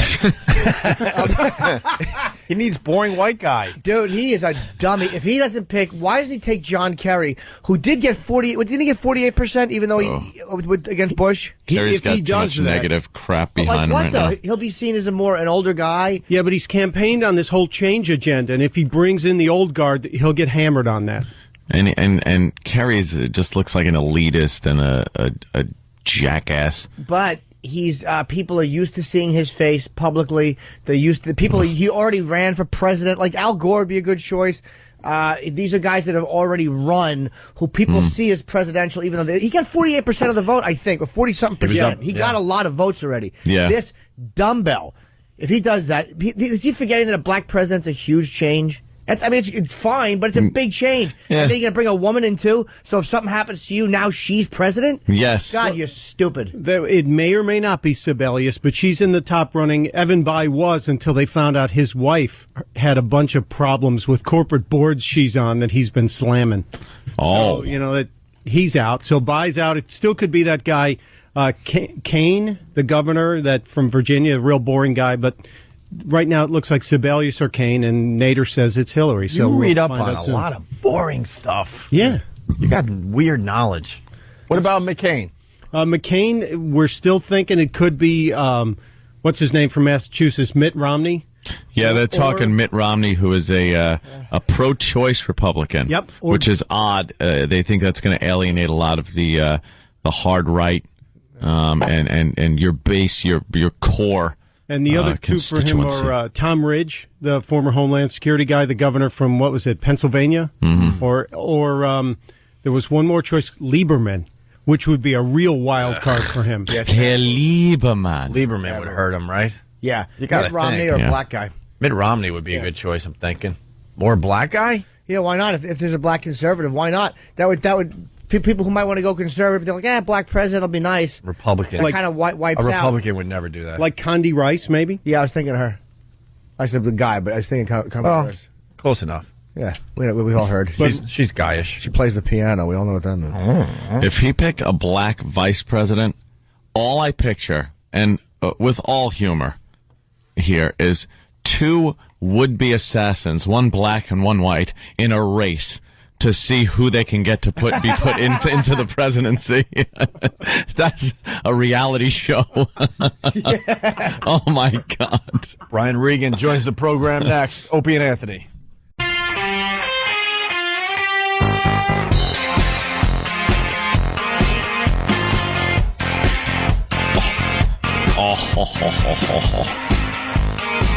We almost went off the air. No joke. I grabbed my water. I thought the cap was on and went flying. Opie and Anthony, we got Brian Regan in studio. What's up, Brian? Hey, guys. Brian's What's up? back. How are you? Always good to have Brian Regan in. He's a very busy gentleman, Brian. Got a lot going on. There's a whole sheet here with all kinds of stuff on I'm it. embarrassed. Where the hell are you going to be? You're everywhere. I think he's promoting an energy drink today. Are you? I don't know. It's called Regan's. You don't have to say all that stuff. Oh, thank God. Just, we only have an hour left in the show, Brian. You know what? Oh, my God. Just, cut everything up, put it in a hat, and pull. We'll just plug one thing at random. I think the big one is the special. I don't know, because the Letterman is pretty big, too. And then you got the New York Comedy Festival. There's a lot of big things on here, Brian. Just by saying which ones you should comment on, you've just plugged 3. That's what I'm trying to do. That's what do you think we should plug? And then run through them all. August 29th, he's on Letterman. And then Comedy Central special, an hour special, September 7th at 10 o'clock. Hey, that's cool. And the DVD is out September 9th. Happy for you. Thank you. It's actually September. Jimmy, yeah, happy for you. Special after special, DVD after DVD, Letterman after Letterman. It's always great news to your friends. Some acting subtext in there. Yeah. The special is actually September 6th, Saturday, that they're going to premiere. They changed it yesterday or something. Why'd they do that? I don't. Well, because there's some type of awards thing on Sunday night or something. Oh. And I definitely can't compete with anything like that. Well, at awards, at the BET Awards, believe me, there'll be no crossover. Awards? Or maybe the closing of the Olympics, maybe. No, it's some type of award show that show you how much I know about the world I live in. Is it the Emmys? No. It can't be anything big. Huh? The Emmys are after. Oh, okay. Stunt Brain is trying to get by without an internet. Yeah. But Brian, he's not that smart. We just realized we just realized that. He looks smart to me. No, his whole gig is he's stunt brain. When your brain's not working, his does. He jumps in like a stunt man jumps in for an actor. Yeah, like he's our brain if we need a stunt brain. And the head is just filled with so much knowledge that he has to call himself stunt brain. Well, the computers went down today, Brian, and guess what? Old stunt brain. Yeah. He turned into Google guy, is what we found out that he is. Yeah, he's quick on a keyboard guy. Yeah, because now the internet's down here, and he's pretty much profoundly retarded now. Oh, he stinks. He really just does. a dope. Almighty. Are you watching the Olympics, Brian? Yeah. They're fun, man. Yeah. They're like a swimmer or something did something good. Yeah, apparently you're one of those guys, right? The country's made up of a lot of people obsessed with the Olympics, and then other people that just can't be bothered. Michael Phelps. Oh, Michael yeah, Phelps. No, I've been watching. I've actually been enjoying it. I haven't watched the Olympics like in a long time, and this time I've been enjoying them. So yeah, well, with Michael Phelps, we learned his motivation is that he just wants his dad to talk to him. Did he say that? Well, it's obvious. He won 8 gold medals, and Dad's still going, nah. Yeah. I still don't want to You talk couldn't to get 9? Right. Just not satisfied with anything, Dad. Because everyone's thinking, wow, why is he just that good, and why is he trying that hard? He wants his dad's love, and he still doesn't have it. Who's the boxer, the good-looking Latino guy that... well, Brian. Well, I didn't know what Brian's type was. Looks like Latino boxers. Looks like things have changed since last time, Brian. Yeah, let's talk about him for a while. That cute guy with the nice ass. What? Who's that guy? Well, what do you like about it, Brian? With the 6-pack and the field hand thighs. You like his 8-pack? Yeah. What is it about him, Brian? Ooh, let's get into it. Hey, I'm glad we're on this subject.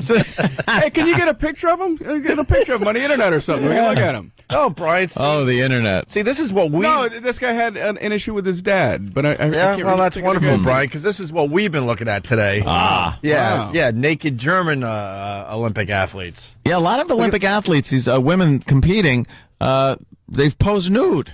Yeah. Or semi-nude, and a lot of them are a lot hotter than the old days. You know, you wouldn't want to see Olga Korbut, let's say, sprawled out on a bedspread. Or Nadia Comaneci. Nadia. Or Comaneci. Yeah. Well, we better look up this Latin boxer for Brian. Finally have internet. Do we?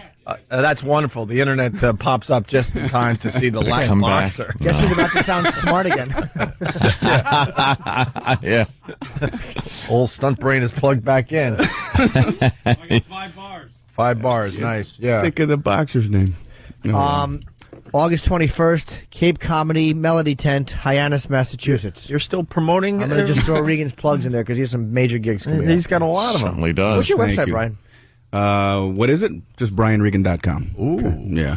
Very nice. Not just. I was my able to friend. get that.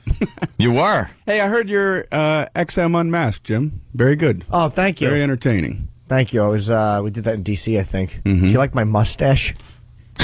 What? He's Like growing a my mustache. Look at his mustache. Oh, I thought you meant on the XM Unmasked. I'm like, well, it was radio. I don't know. No. Yeah. Very nice. Okay. Wow. I mean, it's not like a Latino boxers or anything like that. No, but, you know. No, those are thin and Kinda- swarthy. Yeah, exactly.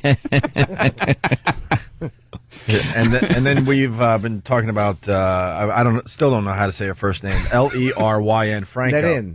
Larin. She's from Paraguay and she's a heartthrob and she came in 4th and everyone's depressed that she's out of the Olympics. Oh, wow. Yeah. Well, she got some great pictures, man.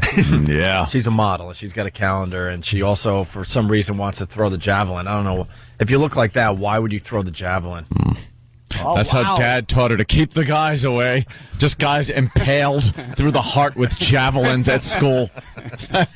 Yeah, because look at that picture. She's looking in a mirror. She's nude, except for some panties, little panties that she's wearing. And they look like underoos. I love the side breast shot. That's always Yeah, a little side breast. Yeah. Whoa. That's right. Yeah. And that dumper she has. Yeah. It has like the little what do you call with the little soft cheek fadeaway over the leg, like with the sign of a plump ass is where it doesn't just fade into the leg with the little. All right, there's a little a word for that? I don't We know. should have like a Webster's dictionary. There's got to be a word. Yeah.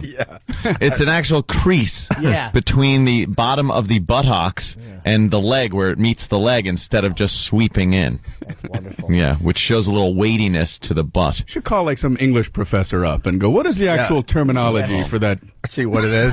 What is that area? Now we got the calendar pictures up. We're in trouble as a radio show Yeah, she's today, man. fantastic. OwenDayRadio.com will have all these fine visual links for. Wow. Those are all muscular Olympic athletes? Well, it's That's the all same one girl. one. This is the the Paraguayan. Paraguay. That's the javelin. Paraguay. All right, let's look at the Latino boxer. What are we waiting for? Yes, please. Just Google boxer Regan. I'm sure he'll pop up.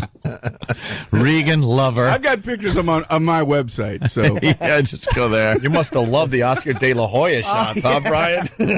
maybe that's Is that him? Maybe that's something. Wow, Brian. Wait, in the girls' clothes? What? In the girls' clothes? Dressed like Yeah. That's De La Hoya. It was that guy. Okay. That's De La Hoya. Well, he had issues with his dad. That's why. Yeah. That's why I had intended to bring him up. Well, that makes sense. Issues with the dad might make you dress in fishnet stockings and Wow, look at that. wigs. How And did they find that so quick? it's the miracle of the internet. Hey, I was listening to you guys. It was hysterical. The party that you went to. Oh, yeah. Oh my gosh, I was laughing out loud. What party? His pool party? That was the party. No, the party, the big wig that Madonna was supposedly at, and you went, and these guys didn't go. Oh, my goodness. That was probably a best of. That was one of the parties, from a while back, and I went there, and it was just an awful Yeah, like nothing was yeah. happening. And Madonna was supposed to be there. You were supposed to have like a special way to get in, but that didn't work out. You had to go get back in line. And Yeah, and I thought I was going to be kind of a privileged guest. The only person that was there, the biggest celebrity, was like Jay from Jay and Silent Bob, you know. Right. And that was pretty much it. But your callers, man, are hysterical. They just kept calling, just piling on, man. Hammering. Yeah, it's called being thrown under the bus on this show, and it's very hard to crawl out from that wreckage. Our listeners are great at that, too. Our listeners get in the bus, and they know how to put it in reverse and forward over and over again just to keep squishing you. It was big time funny. Wait, why couldn't you get in? Just we're just dopey radio guys. This is going back a ways, too. From time to time, They we just really re-aired it like about a week or two ago. That's why we were off. From time to time, we really think we're somebodies, and then we go to one of these things and realize, no, can't get in. We're just not. Like what? Hello. But that's like a walk of I think shame. that was when we just had gotten to New York. It was like no, that was when I just ditched the wife. Oh, okay. That's a while ago. Wow. Yeah. Good thing that's over. Oh, that's right. It isn't. Hey, that party, was Oscar De La Hoya there by any chance? Yeah. He was asking about you. Yeah, what was he wearing? Fishnets and a wig. He looks silly with the wig. Like he doesn't look silly in the fishnets? Exactly. Hey, we got the name. We got the name. That was the thing that put out. Yeah, what's with the wig? I'm Mr. Literal Guy now today. Take the day off, Jim. I'll be Mr. Literal Bit Ruiner. We got the answer to your question about that part of the hiney. Okay. Let's go to Brian and PA. Brian. Oh, hi. Anthony, the horizontal lines in the bottom of the butt are called the gluteal folds as opposed to the vertical line, which is the gluteal cleavage. And we're looking for the sexy names. Yeah, gluteal fold. Baby, I love your gluteal fold. Right. Oh, yeah. But that there is a technical term, apparently. Yeah. Well, let's gluteal cleavage. Yuck. Well, like a sound plastic sexy. surgeon would have to use that kind of language. Yeah. You know, if he was going to be doing work on that Well, area. you do have some gluteal fold that I think we need to lift here. Lift as opposed to the gluteal cleavage area. Which looks just fine. Oscar. They're also calling it the gluteal cleft. Oh, really? Yeah, if you Google gluteal cleft, some nice hiney shots come up. Ooh. Hey, let's say hi to Jim in Virginia. Jim. Hey guys, how you doing? Happy birthday, Jimmy. Thank you. I've been told it's called a Nate. A Nate? Wait, hold on. Yeah. I don't know how sexy that is, but it's called a Nate. Is that an acronym for anything? I don't know. I don't know. All right, thanks, sir. Let's go to Lance in New York. Lance. Hey, how's it going, guys? Hey. Wait, is acronym wrong? No, that's right. Good. All right, Brian, have you been out jumping your bicycle lately? Aye. Aye. Aye. Yeah. Yeah. Well, we have our little boy now that we're kind of doing this all over again. Yeah, we used to make the bike ramps out in the road because that's where all the cars are. You put the cement block out in the middle of the road, and you angle some wooden plank up to it, and the object is for one kid to get on his bike, ride as fast as he could, and see how high he could go, and that's as far as we planned. It wasn't until the first kid was flipping in midair. What happens now? We don't know. He hit a mailbox. Bunch of 9-year-old paramedics running up. We didn't know what to do. Get some leaves. 9-year-old paramedics. Yeah. We really didn't know much. No. And that's when you do get injured the most, when you're a little kid like that and just have no clue what to do. Mud. For some reason, mud seemed to be the cure-all with kids if you cut yourself. Because you'd watch like an old movie where an Indian would put mud on something. So you're cutting your knee open and just put some mud on it. Meanwhile, it's like mud coming. It's mud from the gutter of the street. You're so right. Me and my brothers would throw dirt on our injuries. Yeah. Dirt. Yeah, dirt, mud, whatever.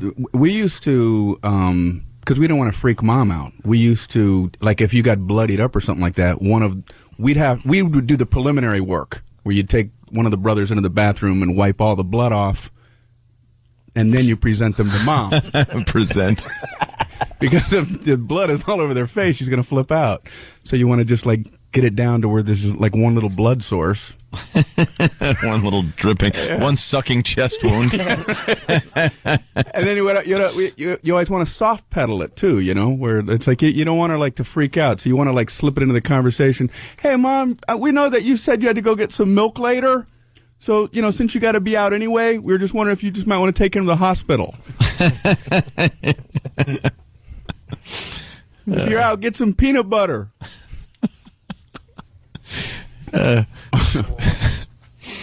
Rob on Long Island. What's up, buddy? Hey, what's up, guys? Hey. Hi. Yeah, another name for that gluteal fold is called the nagel. Oh. Punch it out. Oh, see. Oh, the Nagel. Goofing on our own E-Rock. Eric Nagel. Not nice. Hey, we got a great home invasion story. Do you carry guns there, Brian? Yeah, I got 3 on me. Anthony Nice. likes to be armed in his own home. That's what that's what has happened since you've been here last. My motto, gun rhymes with fun.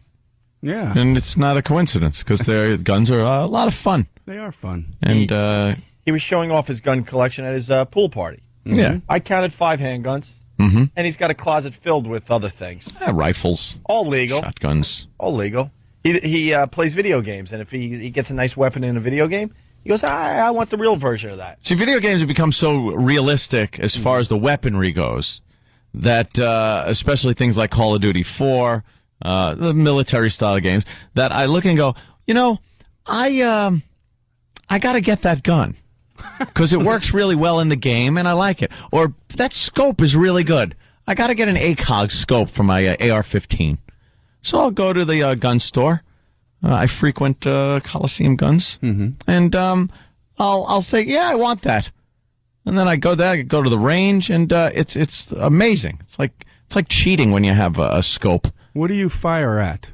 Do you get to pick things? Pictures of coworkers, things like that. You're bringing like 8x10. Yeah, simple things like that. Put it on the little thing, the clip, and then send it back few yards and then just blast some rounds off. People are like, how come Anthony's pictures all look like photo negatives? Just like the ones he chooses. So what's the coolest gun you have? I mean, I don't know anything about them. But. As far as rifles go, I got a little, it's called an FS-2000. Takes the same round as my AR-15, the 223. And it's a little bullpup, it's called. And it looks very futuristic. Very like Starship Troopers-ish. So I like that one. But as far as my my handguns go, I gotta stick with my my HK-40 caliber. It's very nice. Although I just picked up a Colt 45. Now, do they have like little orange and it tastes tips? delicious. Orange It's a joke. It's also a malt liquor. An orange tip like the toy guns. Oh, those no, are toys. the only time the tip is orange is when a bullet is flying out of the front of it. It's called muzzle flash. You want to get an orange tip for it just to fool burglars into thinking it's fake? Hey, that's a fake gun. Hey, get out of my house. See, where I live seems to be every other day there's a story of home invasion in where I live, in the county I live in. And I'm not going to be the guy, because I always say, I go, if you have home invasion, the story is always the same. The husband or the man of the house, whatever, is there with a phone cord wrapped around his neck. His family's being ravaged. And do you think for a second that in his head, the thought isn't floating around there that's going, I sure wish I had a gun. You know he's got to be saying that. It's not like, perhaps I could talk these gentlemen out of this. I think I can talk them out. It's just not going to happen. So I am better safe than sorry, I like to say. I made that up. But guns. Yeah, but we lost you when we learned that you actually carry it in your house.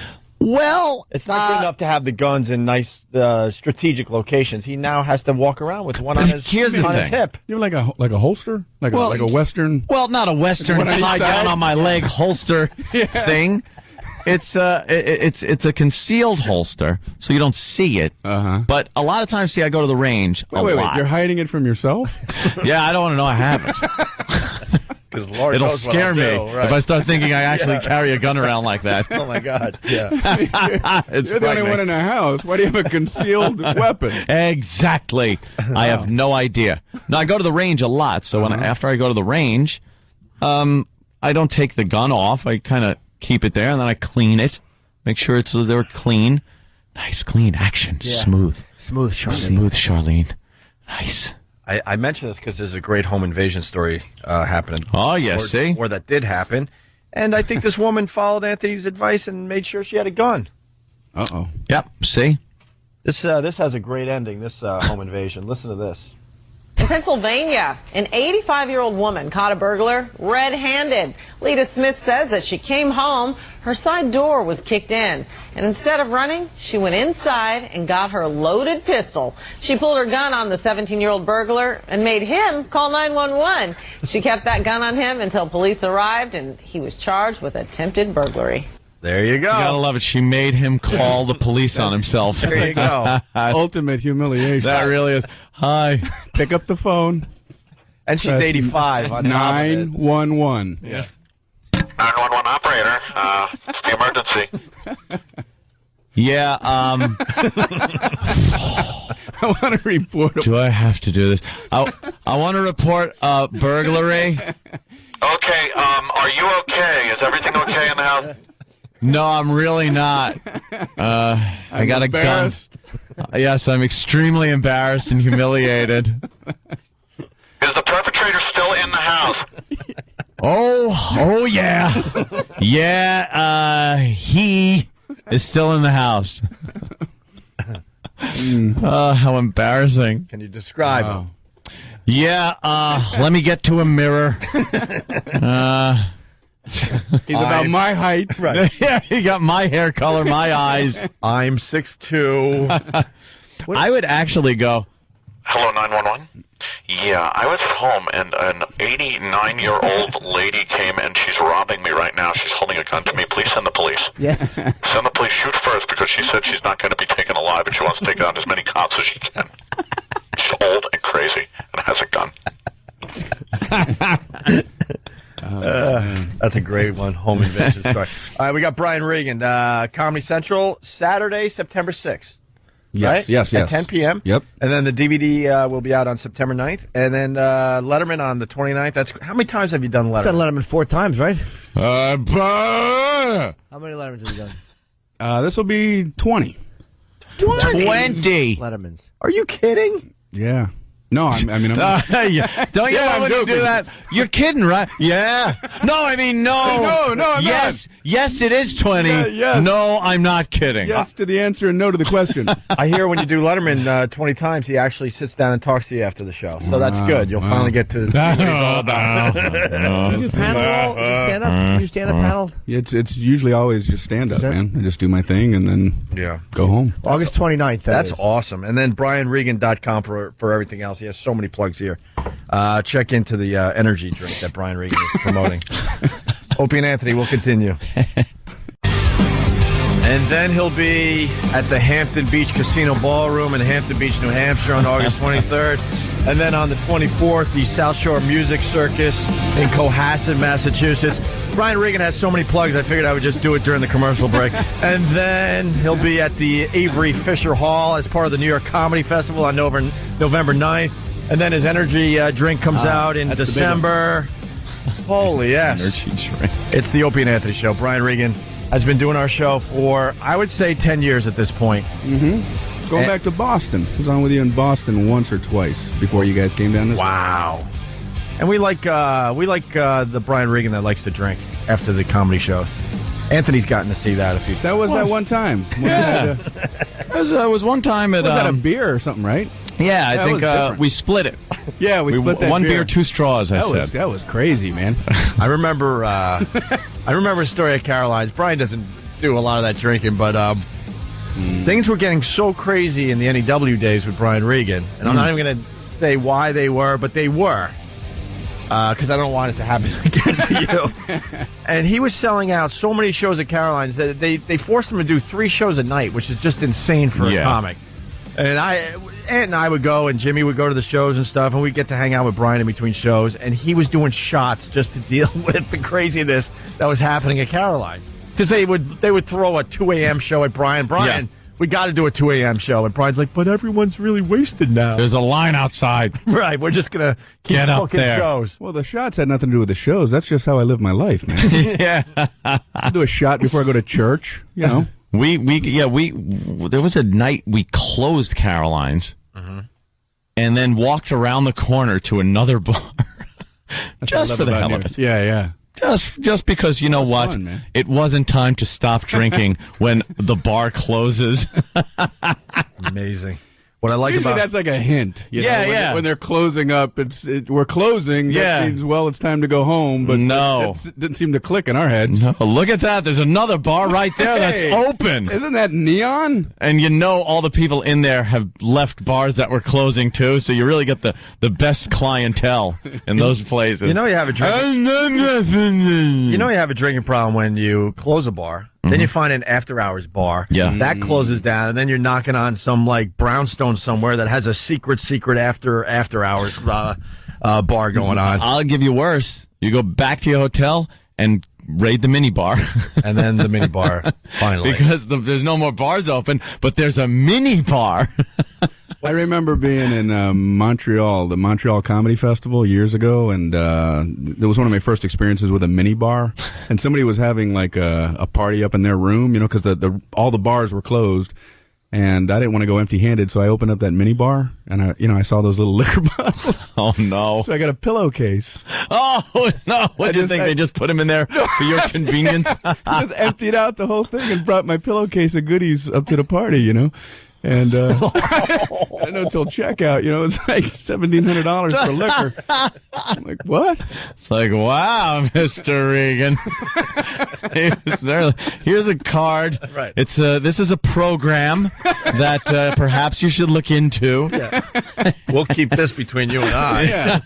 But wow. Oh, Jimmy. Jimmy, you're Mike. Jimmy. You're missing the point, too, on what white trash Regan is to think that's a classy move. Booze in the To bring pillowcase. alcohol in a pillowcase to another hotel room. Oh, we're not. It's good once you get there, and if you get in a fight on your way to the room, you could swing that pillowcase into someone's face. You know what? Brian might be fooling his audiences, but he doesn't fool us. We know this is a facade you got No, here. that's a true story, man. Yeah, that's what we're saying. Oh, okay. Because of the I see alcohol what you're problems. saying. Right. Yeah.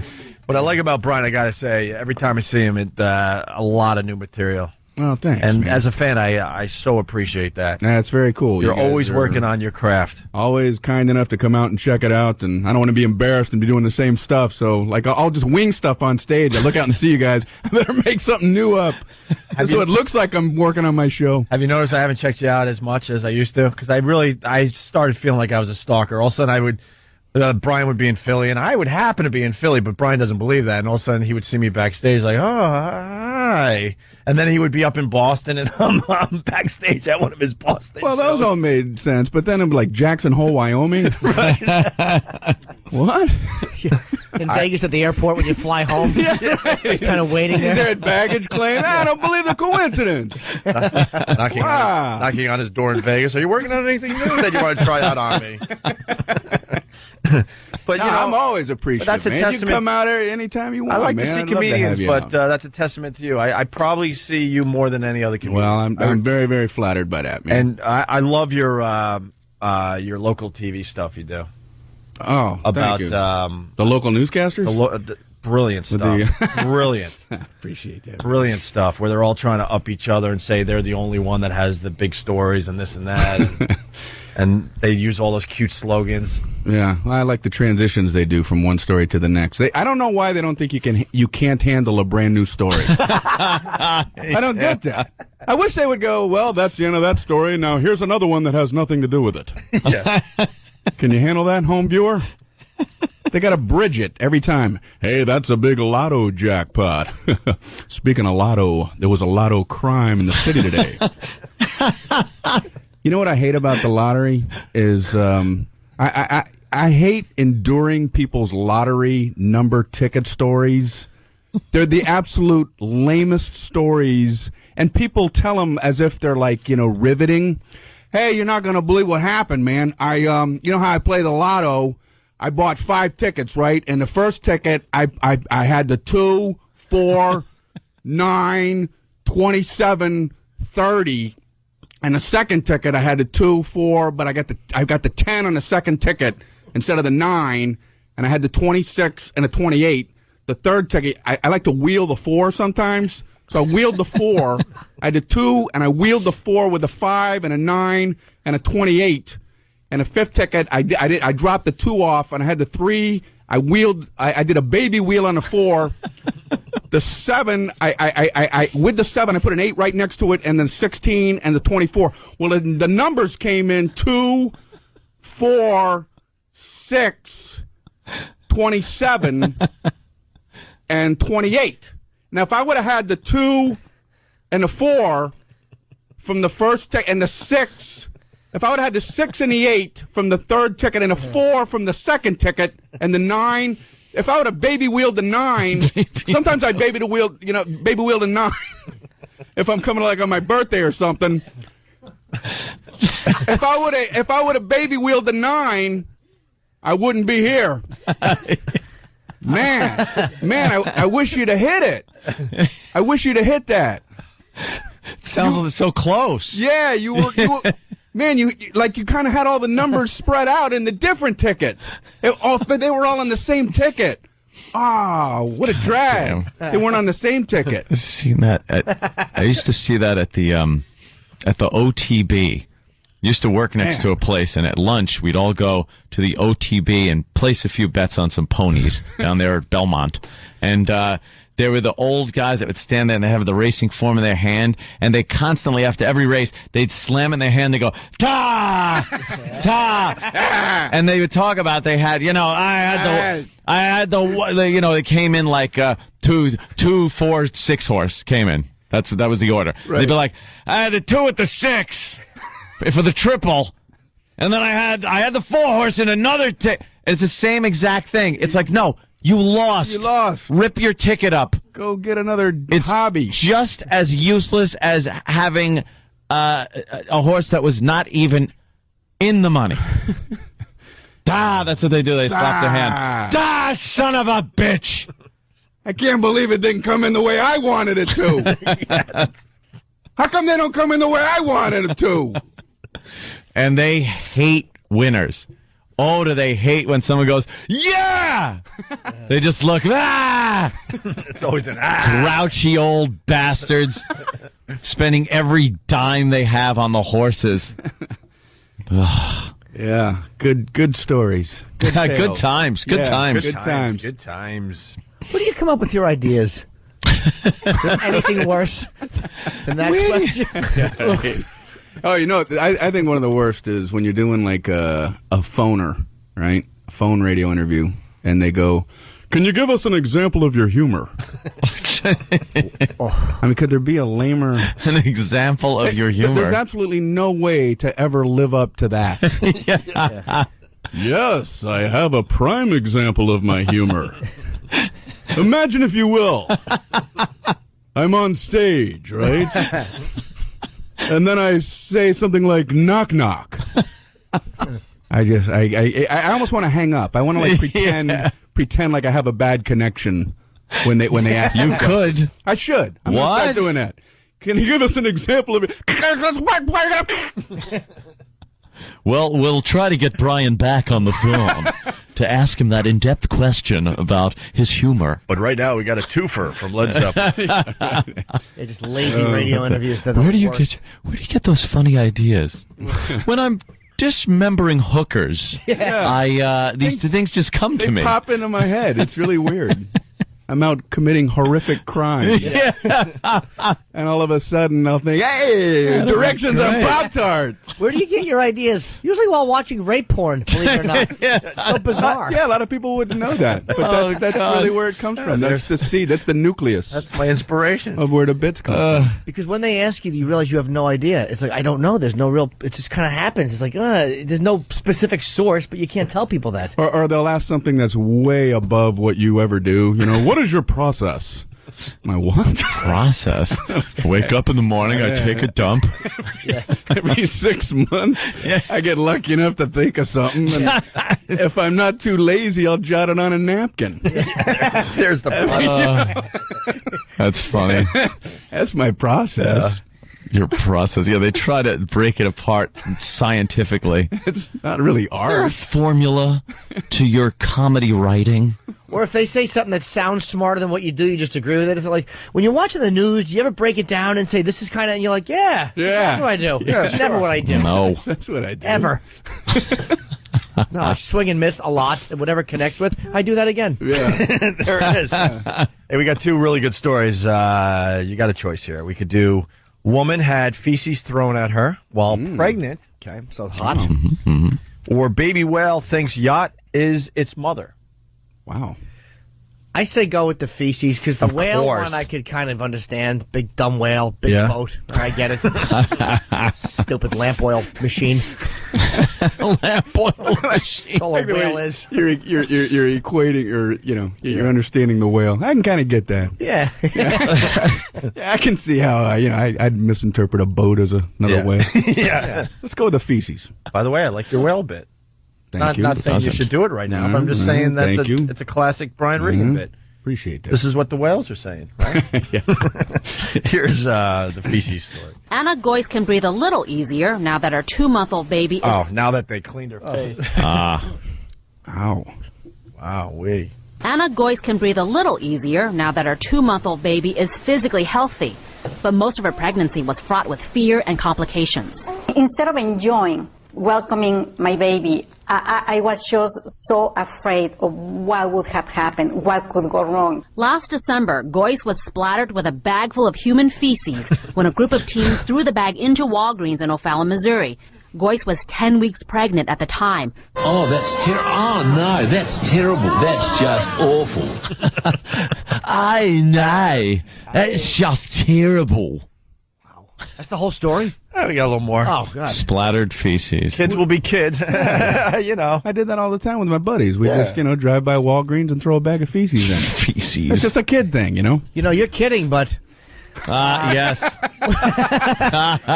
Oh, boy. We never threw a bag of that. I'm going the absurd route, and Jim Norton's like, whoa, hold on. Well, there's couple truth is stranger than fiction.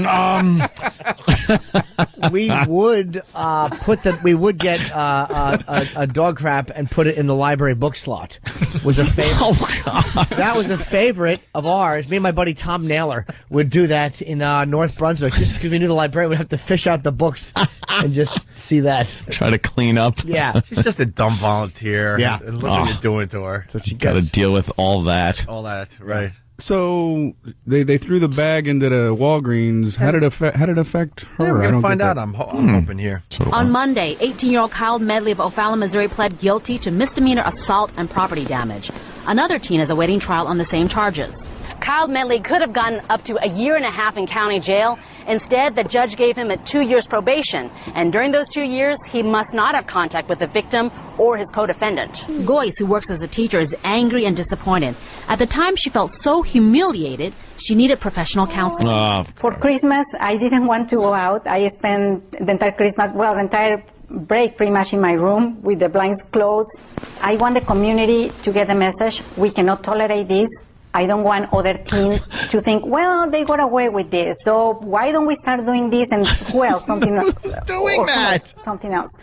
It never happened. It doesn't happen. It's not this big epidemic. It's just feces splattering in people's faces. We have to carry umbrellas when it's sunny because bags of duty are flying by. Stupid. Get a hold of your blinds closed.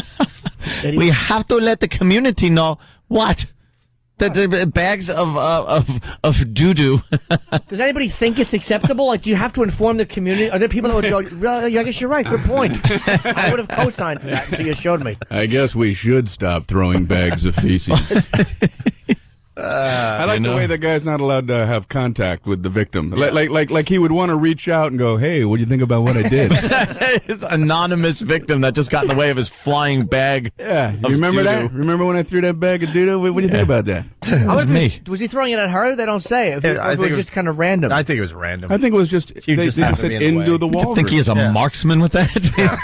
Yes, he was aiming right for her face. This guy's brilliant. Be a horrific crime. You're born again hard. There's nothing more deadly than a Marine and a bag of feces. Let's go to Mike in Alabama. Mike? Hey, guys.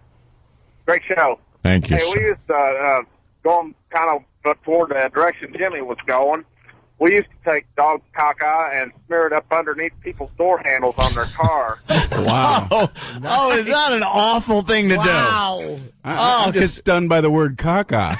Yeah. It just doesn't, because it doesn't come off of your hand very easily. You can scrub and scrub and scrub, and oh, it's fine. It's gone. Oh, well, you just talk. It's your show. Go ahead. Go ahead. Sir. Well, I'll wait for you. You tell me when you're done, and the guy's talking. He's talking into his phone like it's just a CB radio microphone. The part that he hears with is in his hand. Yeah. And he's just going, blah, blah, blah, blah, blah, blah, blah. I can't hear anyone else talking. Jesus. All right, let's go to Paul then. Paul, it's the Opie and Anthony show. What do you got? Huh? Morning, boys. Hey. As usual, Yes, sir. Yes. I'll wait for you guys. Sorry. I love he it. doesn't want to endure a reprimand. Am I free to speak? As usual, the news anchor got it all wrong here. The real story here is that this woman is a teacher and she can't even speak English. Okay. We wanted to go with you. Yeah, we really. I was with you for the story, but then it went nowhere. Yeah.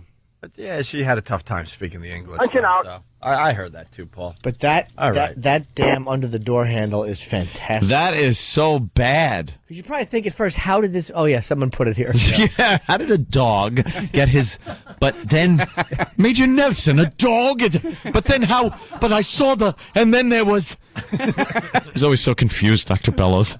But wouldn't you be embarrassed that you actually have that moment where you wonder how the dog did it? Yeah. What? Before the smart part of your brain kicks in.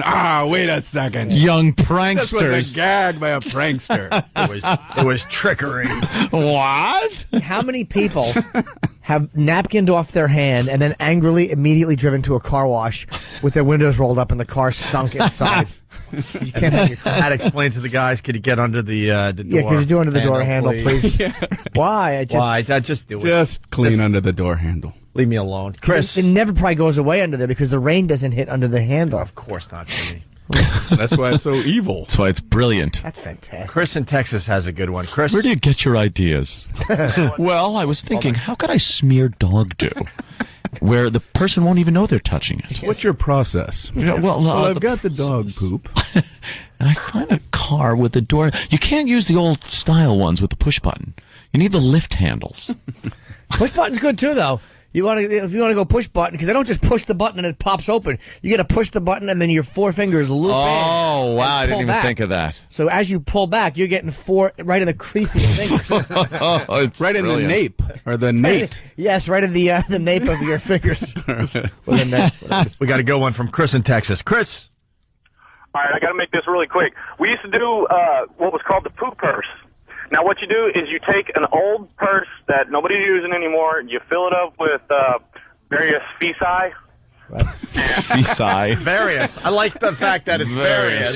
Feci. I got to make sure I have a nice selection. Yeah, you don't want to just have one source. Yeah, you need various. Nice mixture. Sometimes I put in a little horse just to bind it all together. Most people wouldn't do that. They wouldn't think. And used feminine products, if you will, Yeah. and set it underneath a street light and wait at night and wait for cars to pass by. People would stop and be, purse, money. Grab the purse, drive about 50, 60 yards or whatever, and all you would see is the purse fly out of the window. And we do. We have to. Together, it's hilarious. We have to do poo purse today on the other side. Can we do poo purse, Danny? Poo purse. You got anything going on today? Probably not. That's a great Probably video. can't. A bunch of videos, though. How funny would those videos be on YouTube? That kind of sort of happened to me when I was a kid in a roundabout way. I was just hanging out with one of my friends and a group of older kids that we knew from the neighborhood, but they were older than us by like 5 years. They jumped out of a car hysterically laughing. One of the kids, he just hands me a bag. He goes, "Dude, hold this for 2 seconds. I'll be right back." They get back in the car, speed away. So now I'm just sitting there holding a bag, of which I don't know what it is, because like they had it in like 2 bags, so you couldn't see through. So obviously the curiosity got the better of me, so I started squeezing the bottom of the bag, and when it was nice and soft, I kind of realized what the gag was. That is funny. Although they did end up coming back to see if I was still on the corner holding a bag of poo. What if they pull back up? You want it back now? Well, he ended up ripping the top of it off, so he had the stuff in question kind of on his hand, separated by the plastic, so it was kind of like he was holding a pizza tray, and then just kind of splat it up on the wall of one of the businesses. Wow. That's good. That's nice and antisocial. Yeah. But that'd be almost hot if it was like a Russian stripper who handed you the bag. That'd be almost sexy. Pretty blonde jumps out with a great body. Hold this. Wow. Sure. Please to behold this for me. That's a Russian stripper. Have we ever played that phone call? We got to keep it very vague. Of that girl. That's pretty vague. Oh, well, I'm doing that thing. I'm doing some right. stuff. She was in the truck. Oh. Have we ever played it over here? I don't think so. I think we have, as long as we don't explain what's going on. Really? You can't explain what's going on? I don't know. Yeah, probably not. Well, don't explain it now. No, I wouldn't do that. My God. This is the only chance we have is to go vague on it. It's one of the best phone calls we've ever gotten, Brian. Yeah. Cool. Yeah. Well, in its category. In that particular category, yeah, sure. Yeah. It's amazing how many stories there are about this. Oh, I know. They just, like, all of a sudden, I'm looking at the phone lines, they're packed with people that have stories of what they've done with dog refuse. Well, now we're talking to our audience. We were talking politics earlier. Crickets, nothing. Yeah. No phones ringing. Now look at the phones. Or what if you talk about our audience? Ways to give charitably. Oh, crickets, the phones. Then we start talking to the engineer going, are the phones working? Are you sure? Give us your best charity story. Yeah, we're like, are the phones working? Because this election's very important, and they should be calling on this one. Nothing worse than when you think the phones are broke, so you pick your own phone up and dial the number and see it ring. You're like, yeah, we're really hitting them today with a subject they can relate to. Yeah, who do you think Obama's picking as vice president? Give us a call. We'll take your duty stories. Yeah. 3 weeks from now, people will be, are you still talking about bags of poop? Let's say hi to Jeff in Jersey. Jeff, I see what you want to say, so you got to kind of, try to be vague. We got a smart audience. They can figure stuff out. I bet he does this completely wrong. You're going for a dump? I'm going for let me bet.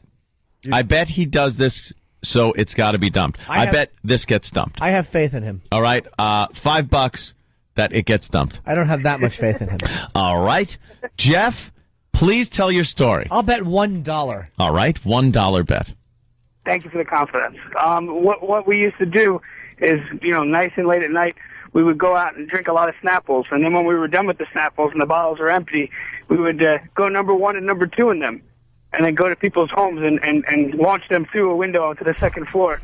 That way, when it went through the window, not only did it break the window and there'd be glass everywhere, they'd have to clean up number 1 and number 2 all over their house. Whether it got dumped or not, that's worth the $1. That is fantastic. That's an awful thing to do. That's like horrible. That's sociopathic. Terroristic. Just angry. Yeah. That's hilarious.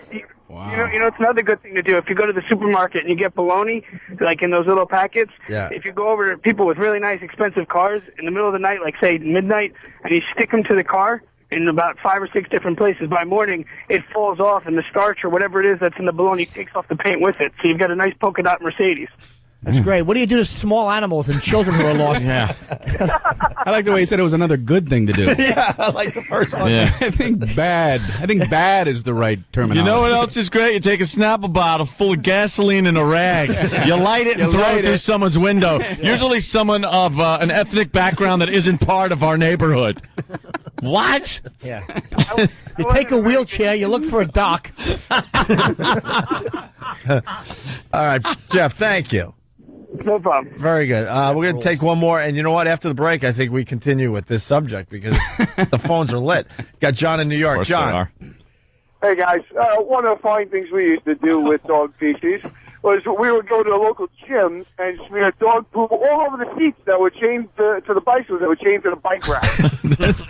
Why? I don't understand this. Danny has a comment. I just remembered something else that had happened as a child. All right.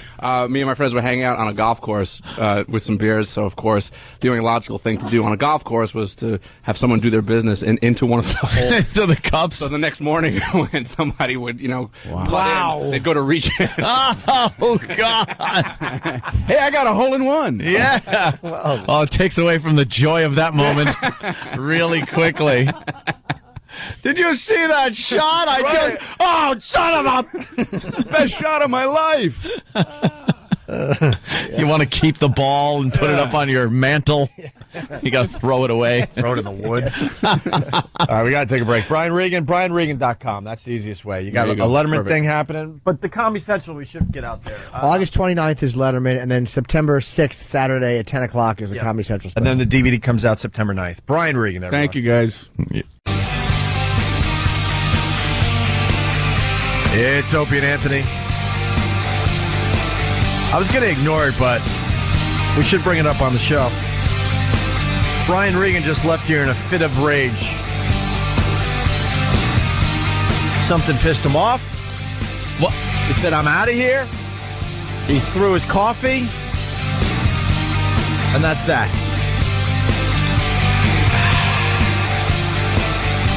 Yeah, I don't know what happened. Someone say something? I don't know. You might want to ask Brian. Say, hey, what's your problem, man? I was in the bathroom and I came out. I was actually surprised he left. Yeah. And him and he's with his wife and his agent. Yeah. And I just see the back of their heads as they're walking down the hall with K-Rock. And they just opened the door quickly. I did hear him scream, I'll give you poo. I'll give you poo. Why? Wait, is Steve around? Probably. Jimmy, why do you do this? Because What did I do to you? Just tell me. Just tell me what did I do to you, and I'll apologize and we'll move on. No, because I hate him on the I air. bet Steve is around somewhere. By the way, we can't do that to Brian, obviously. Yeah, of course. He had other things to do. BrianRegan.com for everything he's up to. Here comes Radio Kryptonite. Yes. Steve, quickly, why did Brian leave? What happened? He had to tape a TV show. What a tool. Thanks, Jim.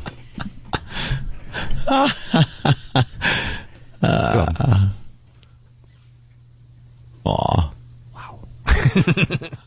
Hey, we got more poo stories on the phones. Mm-hmm. We also we're going to try to mop up here because we got lots to do. Mop up. Well, we got the table tennis women. Isn't that ping pong? No way. Wow. What happened? No, I'm just looking at the clock. I know. That flew. I know. Jiminy Cricket. God. Ping pong. Two Jews walk into a bar. Well, technically, one was Pentecostal. What? What are you doing? Knock, knock. Who's there? I don't know. I haven't opened the door yet. Yes. Knock, knock. Could you ring the bell? It's a little easier for me to hear. Wipe your feet before you come in. A black guy, a Jewish guy, and an Italian are going down in a plane. Were they sitting in first class or coach? I'm improvising.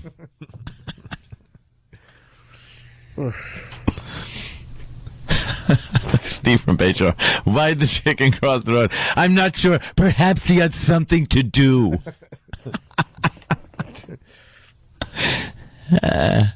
That's great. We love you, Steve. You know that. Gary Glitter. Oh, speaking of Steve. Yes. Well, we got ping pong, too. I say Gary. All right. Is hotter. And we got you two, Bono doing something really stupid. Well, what do you want to do? Gary Glitter? Yeah. Yeah. That's a sexy story.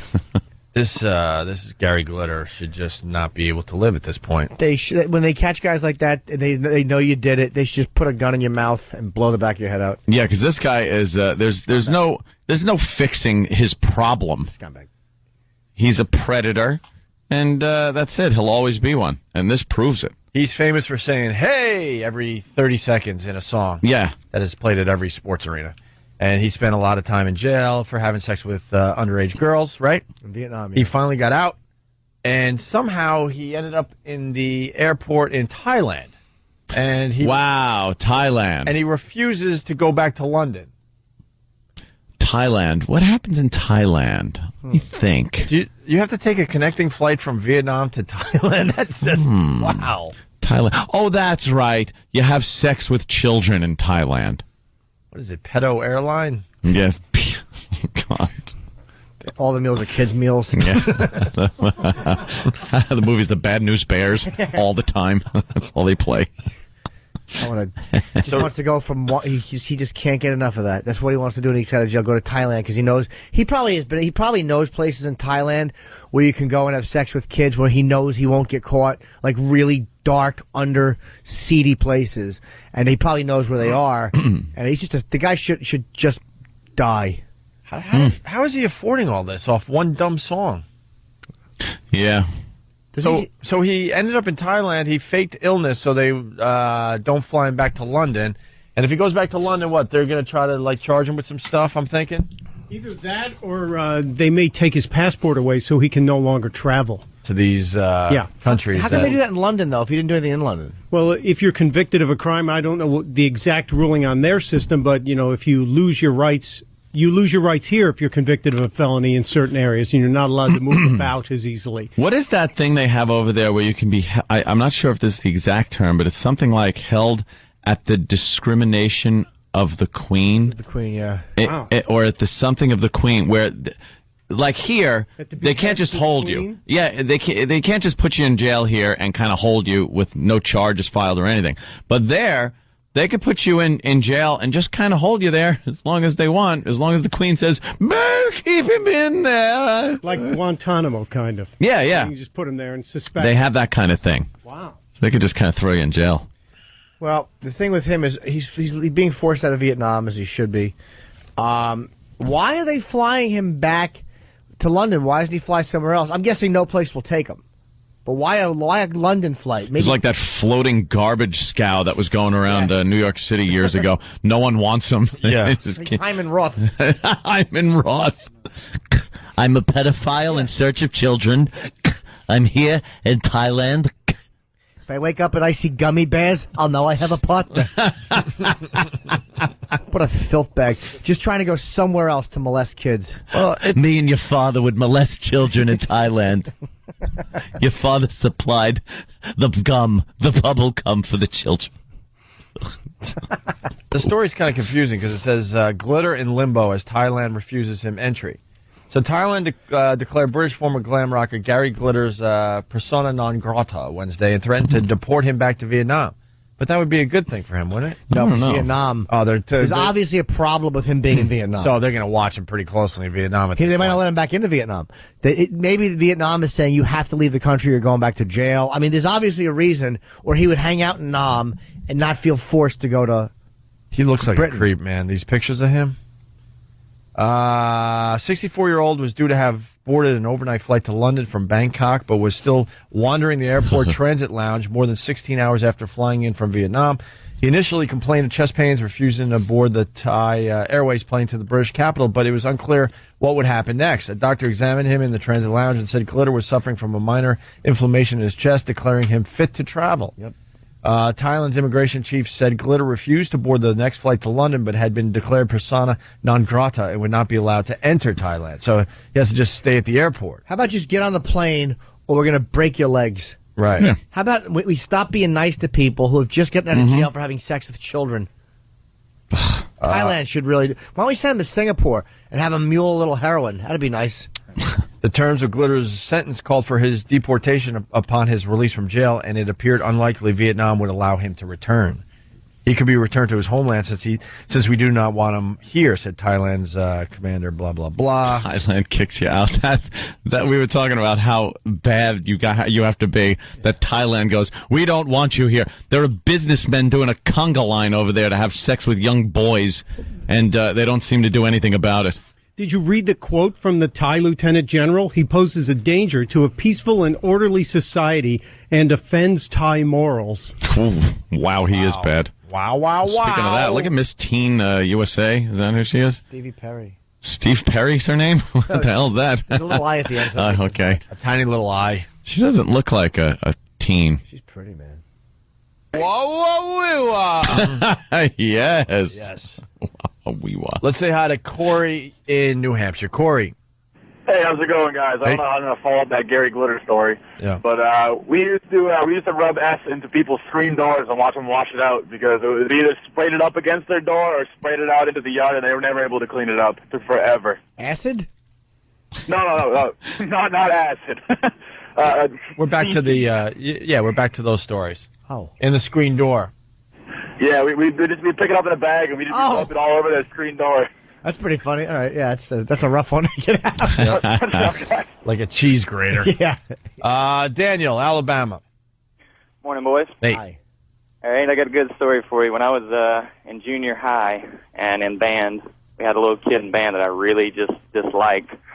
So one day, snuck into the band room where all the instruments were, got his trumpet and turned the bell end up and managed to pinch out just one perfect little snickerdoodle of a loaf right into his trumpet, and then just kind of tamped it down in there real good. And so the next day during band practice, you know, we all sat in like a semicircle. It's about 70 students, and the band director's going around instrument to instrument and warming them up, and everybody's playing their little notes so he can, you know, get everybody in tune. And he gets to the trumpets, and the kid starts complaining that he can't blow through it, so that something's in it. And the band director said, well, just open your spit valves. It's probably just a bunch of spit, and just blow into it real hard. And so by this Rhymed with spit valve. by this time, everybody's sitting there just kind of staring at him. And so he pulls back real hard and blows into it as hard as he can, and out falls the little trumpet. He falls back over the chair trying to get away from it. God. Nice. So did they ever reuse that trumpet, or they just threw it out? I want to say that they had to reuse it because it was fairly expensive. Well, since it happened, it just sounds like crap. Jimmy's face. Not even the hint of a smile. He's disgusted with what I said. Hold on. I'm actually, I'm touching my nose scab and then smelling it. And it smells a little like a healing wound. Nice. Why are you doing that? You stick your pinky in your nostril, touch the scab in your nose, and then smell it? Yeah. It doesn't smell awful. It just smells like an open wound a little bit. You're healing. Yeah. Mustache is looking real good today. Thank you, Opie. Tonight I'll be on TV. Watch Fox Red Eye late tonight. I will have my mustache on television. That's good. Are you shaving the rest? Yeah. Yeah. Of course. So this mustache really stands out. Oh, yeah. Mm-hmm. I'm going to look like Mike Farrell. I want a Mike Farrell 78 stash. Hey, can we play that phone call before we get out of here? Yeah, we can do that. Yeah, let's try this phone call. Let's just call it the phone call. Yes. We like this phone Female call. trucker. Female trucker called in. Okay, I'm tying the bag up. Did you hear it? Yeah. Do it again. Okay. Did you? All right, one more time. Throw it against the window? Yeah. Okay. Okay, here we go. And there you have it. What a trooper she was. Yeah. Oh, boy, she was. She never even had to get out of the truck. Nope. God, that must have just been horrific in there. Just park on the side of the road. No need to walk to anywhere. Just right there. Hey, Danny found a website called poopreport.com, right? Of course he did. Yeah, there seems to be some amusing stories about the obvious. Oh, things that we were kind of hitting on? Yeah, and also I'm getting word that there's a rumor going around that over at XM, somebody might have had an accident in the bathroom on the floor. So that just kind of ties everything. All right, let's right out of the elevator and all into the bathroom to check out that treat. I can't wait. Poe? Well, we don't know who, but apparently there was something left on the floor in there. Happens. And really fast, we did a lot of visual stuff today. Go to onaradio.com, and all those links will be up there, right? Many are up there now. Thank you, Stunt Brain. Guys, it was fun today. It's Whip 'em Out Wednesday, so, women, do the right thing if you see those WOW stickers today. That's what wow means. Yes. Jimmy on Red Eye tonight, and we'll see you guys tomorrow. And I'll still have my mustache. Mustache.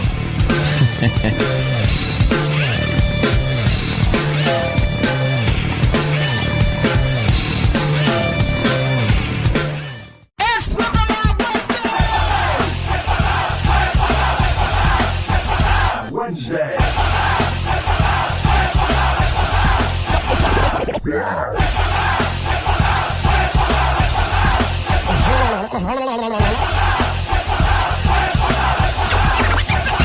my God. B-double-O-B. Boom. There's a lovely young lady showing her breasts. Food. Naked. Chuck 'em. Girls all over the country flashing their lovely boobs. Guess how many boobs I saw today? Can? I don't have those. You are spectacular. Well, me. Wednesday.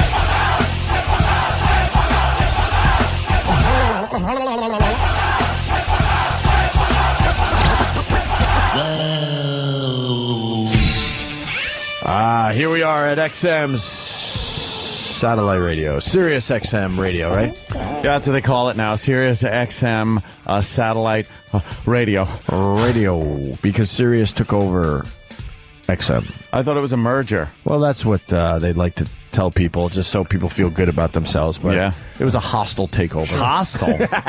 the way Europeans merged with the Native Americans that were living here. Yeah. It was pretty hostile. It was a merger. Sure it was. Yeah. How many people are from XM are working for the new company? Not many. They throw a couple bones in there, just a few, just a little bit. Yeah. You know what I hope? And I know Mel listens to our show every day. He's a big fan. Obviously, it says Sirius XM Radio. Mm-hmm. And I think their plan is to just start calling it Sirius eventually, right? And then phase out the XM part. And I always believe this. XM is the better name. Because it looks like FM or AM. It really is the better name, and I hope they don't get all stupid about that. We agree. Because they have pride in their company name and their logo and everything, but the blue logo with the little doggy, it stinks. Yeah, it really does. Kind of silly. XM came up with a great logo, and it just says it all. AM, FM, XM. Yeah, simple. But I have no doubt in my mind the XM is going to go away eventually, and this is all going to be called Sirius. Yeah, eventually. The little doggy, I think you're right. I never liked that logo. He's got a star for an eye. You can't tell what happened to him. Yeah. He got punched. I wouldn't wear that logo. No. I wore the XM stuff because it kind of looked cool, you know? Yeah, it got a good logo. Mm-hmm. Rob Halford wears the XM hat a lot. Does he really? I saw a Priest when they were so good at Eddie Trunk's birthday party. It was like 500 people. They did it for Eddie. 25 years of radio he's been doing in New York. And they were so fucking good live. Nice. Damn Judas Priest. Yeah. But Halford was just wearing, they were like kind of wearing like their hangout clothes because it was 500 people. And he had his little XM hat on. How many balls have been on the underside of the brim probably of a that lot. hat? I'm going to guess more than 2. Although not as many as you think, though, because I imagine Halford will top you. You think Halford is a top? Please. Tough guy? He's the type that will fuck you with his boots on and his hand just kind of holding the small of your back so you can't squirm away as he puts that as that fucking piece of British steel rips your asshole to shreds.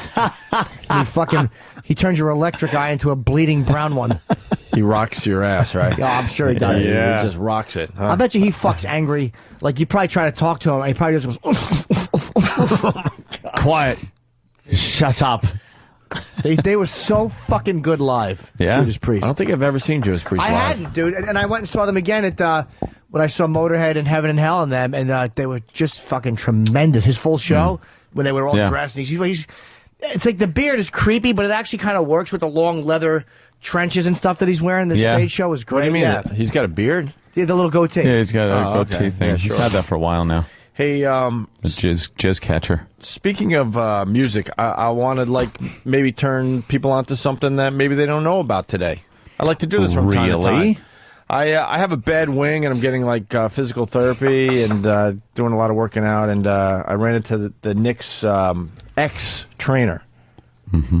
He was around when Patrick Ewing was playing for the Knicks. A great guy named Siad.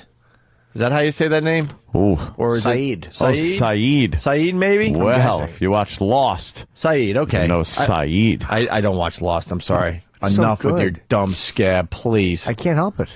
It just feels good to touch it. No, I'm just trying to push it up a little bit and see where it's at because Aw. I have stitches in here. Dude, I would pull it right out. No, No, I problem. can't do that. You can't do I that. would do it. You get stitches, you bleed, and it will get It's all right. infected. But you got to pull it out. Stitches. No. Yes, you have Snitches to. get stitches. I've heard that, so I was never a tattletale. Brooklyn Ace, how many days are up in your contracts? Well, Brooklyn Ace, I think it's 42 and counting, but we got a big meeting going down today. Big meeting. Yeah, we got to chat. Alert. We got to have a little chit-chat. Alert the media. Big meeting. Big meeting. Excuse me. We're going over to Sirius XM Radio's headquarters after the show today. How out of touch is Alan Sniffen, by the way? I think they should have hired Francesa. Do you? Yeah, you know, my 2 cents, in my humble opinion. Alan. And he's talking about like being New York centric. And Yeah. then someone called him out and said, well, Francesa has a much thicker New York accent and sounds much more local. And he roots for all New York teams. Yeah. Whereas Mad Dog has kind of like it's not as heavy a New York accent. He's a Giants fan. And he's like, well, I'm talking about attitude too. He just never admits that he's wrong on a point. No. Follow the money. We got it. We heard you. Follow the money. I heard you the 78th time you said I've that. said it before. I can't get enough of him, though. I like Alan, but I think he's a it's fucking just- boob. Yeah, he just doesn't really know. But No, he doesn't. He's a fucking buffoon. all his followers think he really knows stuff, and he doesn't. He's all- clickety-clacking on his keyboard, Yeah. posting all these, somebody's Novocaine is numbing. It's like, how do you know this? You've done none of it. Yeah, right. What do you just fucking repeat what you heard? I saw pictures of him from, I used had to do be it back in the day. Oh, did 30 years ago. Back in the day. He must have been terrific at it. With Yeah. big dials and knobs. Looked like he's working a Tesla coil. Yeah. I do like Frank the Radio Critic, though, now. Remember, we love Frank the Radio Critic? All From right. Manhattan. He's all right. Listen, Once in a while. I want to call out Stunt Brain once again. Stunt Brain, on the way over to this side of the show, Stunt Brain gives me an email. He goes, you got to turn on the men's basketball game. It's a tight game with Australia, the first challenge Is it? the Redeem team has had in the Olympics. The Redeem Team. And so we turn it on here, and it's real close, Stunt Brain, 87-61. I know. They're kicking the shit out of 5 white guys. Right. Yeah. Yeah, this is a close one, Stunt Brain. Real close. The Australians are all fucking white. They can't block or dribble No, or shoot. look at this. They can't jump Yeah. nothing. They're all hopping with little marsupials in their pouches. This looks like this looks like a Harlem Globetrotters game. Yeah. It really does. The Washington Generals. Yeah, they're the Generals. Are playing the U.S. right now. So anyway, let me get through this real fast. So how do you say his name? Saeed, I think. Saeed, really nice guy, and he's a huge fan of the show. And he used to be the Knicks trainer. Now he does physical therapy, and he's helping me out with my wing, as well as Sarah is. And after my physical therapy yesterday, he's like, "Have you guys ever heard of Fab Faux?" As in F-A-U-X, Fab Faux. Faux, like fake. Right. Faux. Faux. The Fab Faux. And it's a Beatles, not cover band. I guess they're a Beatles. They do their own interpretation of the Beatles songs. I guess they don't want to be known as an actual cover band because they I don't know. They're trying to do something a little different. And I go, no, I have not. And he turned me on to Fab Faux. He played me their YouTube video of their Letterman appearance, doing "I Am the Walrus." Yeah. And I feel like it's worth playing here on our show today. It's pretty good. As we set up for a pretty good interview with Roy Dan Hollander in just a few minutes here. Yeah, he's the lawyer who's suing Columbia for the women's study stuff. Yeah. But I played it for Anthony today. He was definitely into this. Guys does a great job. And now I've been just kind of humming "I Am the Walrus" all morning long. So, and it's not an easy song to play man. instrumentally. There's a lot going on, and they pull it off. Hell Pretty no, cool. I want to see these guys live. So it's Fab Folk from David Letterman's fine TV show. Check it out. Are you ready, Paul? Yes. On this date in 1964, the Beatles made their U.S. television debut here on the stage of the Ed Sullivan Theater. And to mark that occasion, we're pleased to present tonight the Fab Faux.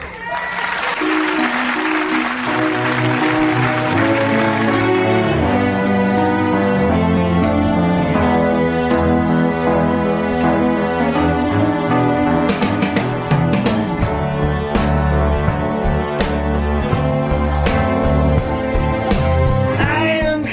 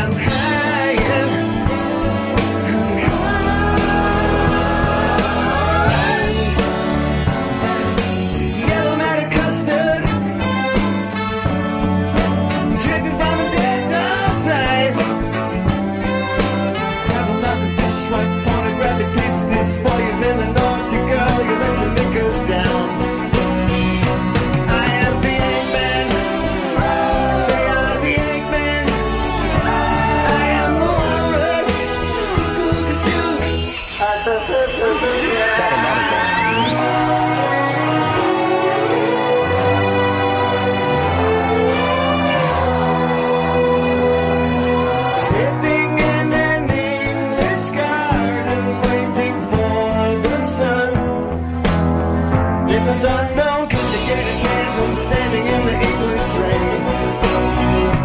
I am the Eggman. They are the Eggman. I am the walrus.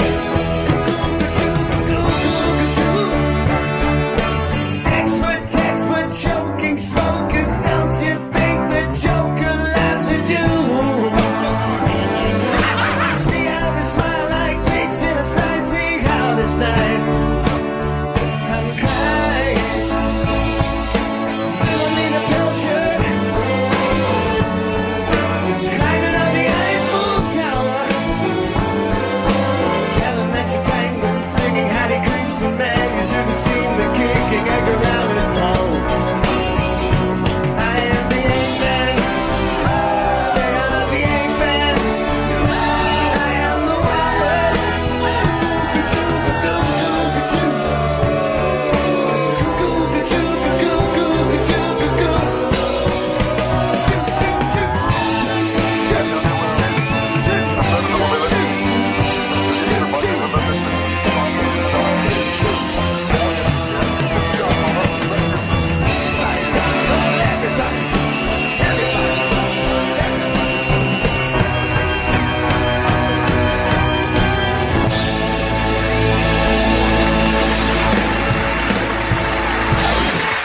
There we go. Thank you very much, ladies and gentlemen. The Fab Foe, everybody. They So were there you good, go. man. Not bad, huh? They were really entertaining. I would definitely want to see them live. And, And I'm reminded that the bass player used to be, one of Letterman's band guys. Oh, okay. No, he's actually that's Jimmy Vivino from the Max Weinberg 7 on Conan. Well, no, I know. There's one from Conan. And there's also one from Letterman. Yeah, too? yeah. My bad. They're all in cahoots, those guys? I think the bass player used to play with Paul and stuff. Who's And now- playing drums? Is it Doc Severinsen? Doc Severinsen. Is he playing the horns? Doc Severinsen's going cuckoo choke. That's not an easy song to pull off right there. Great, they man. did a great version of that. Yeah, so vocally the guy did a great job, and then instrumentally, it's All right, we get it. It was good. impossible.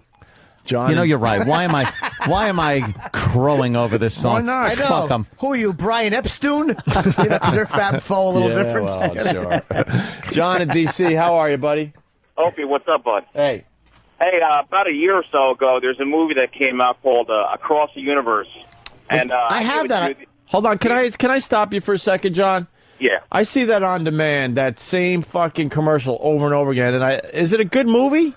It's, you know what, it's a decent movie. You can get past some bullshit in it, some of the hippie nonsense, but this version of I Am the Walrus sounds exactly like the version Bono does in the movie. I mean, you could YouTube it and check it out. Yeah, we'll check it out. I have my friend Kim used to work for somebody in New York, Peggy Siegel, who does all the big parties and stuff, and she was raving about this movie before it came out. Across the Universe? She fucking went on and on about it, and I have it and I haven't seen it. Long way to go, just to reiterate that I haven't seen it. Who gives a shit? Did you see that? It's amazing. No one could give a shit less than they do about that story. Yeah, Jeff in Jersey. What's up, Jeff? Right, excuse my interruption. The game is... All right, forget it. I didn't mean to say excuse my interruption. You go right ahead. They're playing next month. Nothing stops this guy. Apparently he's got that Plow fucking... through. Yeah, plow right December 20th through. at Radio City, and they. Oh, What's that? We didn't hear you, dude. Could you just stop just talking to nobody right now? Their gig is. It's amazing. Oh, This is Jesus. Welcome to Man Who Never Had a Conversation on the Phone.com. And they couldn't do on stage. It's a new website. They're a great band. Very good. Yes, I heard they're very good. When are they going to be at Radio City? We didn't hear you. September 20th. Jesus Oh, okay. Christ. Thanks a lot. Keep talking. Didn't mean to pardon my Oh, interruption, God, but you go shut right up. ahead. Usually when you say excuse my interruption, somebody pauses and allows you to interrupt and then they go back. But not fucking Sir Chats a lot. No serve through. He barrels right through. He must be a fun guy to be in a relationship with. You know, I have needs that are being, and the game's going to be over at 7 o'clock, and then I want to go out and grab food. You know, my mother's got cancer. But I want to get home. I get up early for work. And Jesus Christ. That guy sure was a chatty fucking Kathy doll. Hope he's dead right now. I hope something happened and he died. I hope he was talking and didn't hear the truck horn. Jimmy, maybe he was just a little nervous. How nervous is he? What happened? You get nervous? His fucking ears shut off? What happened? His cochlea doesn't work? Is that how you say it? Oh, the cock. The cochlea? Cochlea, yeah, sure. Not to be confused with your coccyx. Oh, coccyx is the tailbone that some of us have lost due to evolution. And cochlea is the ear thing, or cochlea? He say some. I didn't. Cochlea. Is that what it is? Not just say some. Yes, he did. The brilliance of Jimmy. Oh, thank you. Hey, Will, fucking Jimmy.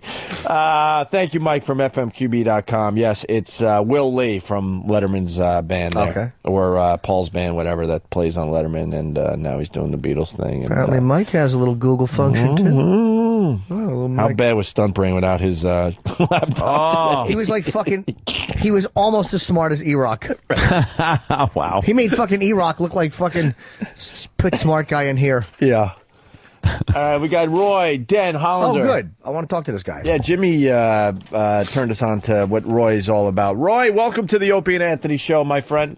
Thanks for having a serial anti-feminist on your show. I appreciate it. Well, Is that what they're calling you? You were in the Post or the Daily News yesterday about suing Columbia University for what, the women's studies programs? Right. Now, let me ask you too, because I think this was interesting. You've sued nightclubs for ladies' night because of they're saying they're charging men more, and you're also you're suing for the Violence Against Women Act. You're calling it unconstitutional for allowing alien females to acquire citizenship by falsely accusing their American husbands of mistreatment. So, what is exactly driving you with this? I'm sorry, say that last. I missed What is exactly driving you with this? What's driving me is justice. I'm tired of having my rights violated. I'm tired of seeing this society, which for the last 40 years has been bending over backwards or perhaps forward to give girls preferential treatment at the expense of the rights of men. Have you gotten anywhere legally with it? Like with especially with the one thing my first instinct was I like the fact that the ladies' nights, because basically men allow that just to get the broads in to get them drunk and fuck them. So it's almost to our advantage to have a ladies' night. But it always kind of annoyed me that they have it. Have you gotten anywhere with that? No, all the cases are pending. What happens when you bring a case of this nature is the first inning is the opposition, the defendants make motions to dismiss. So in the ladies' nights, the motion for dismissal was made.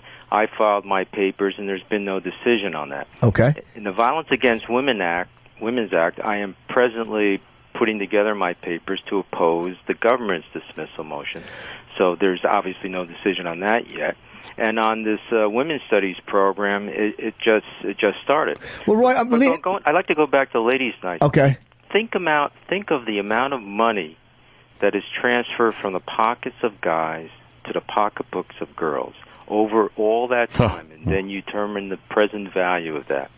And also in New York City, when I go out to clubs, I generally find probably a 50-50 mix of girls and guys at clubs that charge girls the same.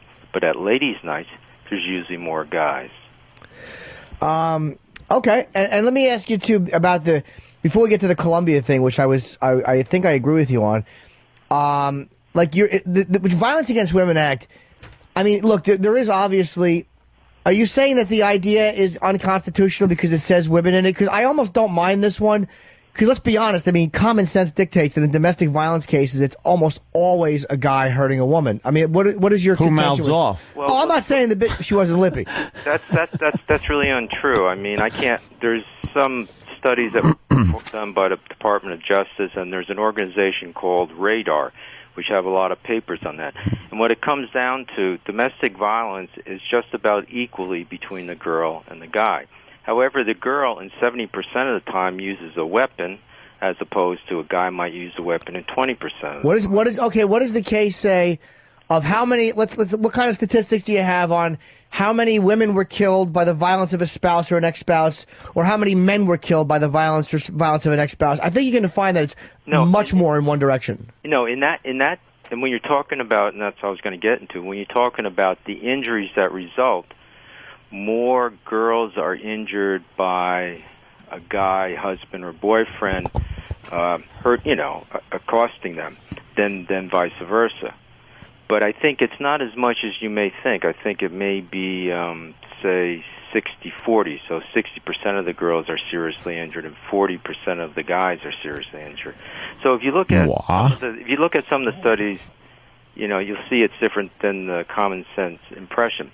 But concerning the women's studies program, The problem with the program is that it is giving a benefit to females, and it's not giving a similar benefit to guys. Which is what? Well, the benefits are, it's not just, the Women's Studies program is not just courses. It's also networking, it's finding jobs, it's finding, support and help in all different areas. Now, that is geared towards females. So think of Women's Studies as the varsity sport of campus co-eds. And then compare that to what Title IX of the Education Amendments have been doing to varsity sports for men. Title IX says if you have a varsity sport for men, you have to provide the same opportunities for the females. So you have a varsity sport, or actually an educational program, because Title IX also applies to educational programs of women's studies, which primarily benefits females. Well, I agree. I don't know whether to agree with you or disagree with you in a weird way, because I do agree with you on something like at Columbia, especially, they have like black female study, all these things that are obsessively focusing on a gender or a race or both, and it's perfectly acceptable. However, if you focused it, and I know I'm not saying we need white people study, but if you focused it negatively on a gender or a race, they wouldn't allow it. But because you're focusing it in a way that they deem ideologically acceptable, they allow it. Well, I've come across that argument, well, what about black studies? And my response to that is quite simply, when was the last time a feminist was lynched? Shot dead on the front stoop of her house or on the balcony of the hotel she was staying in? Well, let me just finish. Okay. There's no comparison. For the past 400 years, the institutions of this nation have kept their boot heels on the back of the necks of blacks. During that same time, white feminists and the average white girl have received nothing but preferential. You mean the same race of people that are now ready to step into the presidency? It looks like. Jesus Christ, dude. No, I'm not buying that argument. I think if you're against this female studies thing, then black programs like that, black studies, it's the same hypocrisy and the same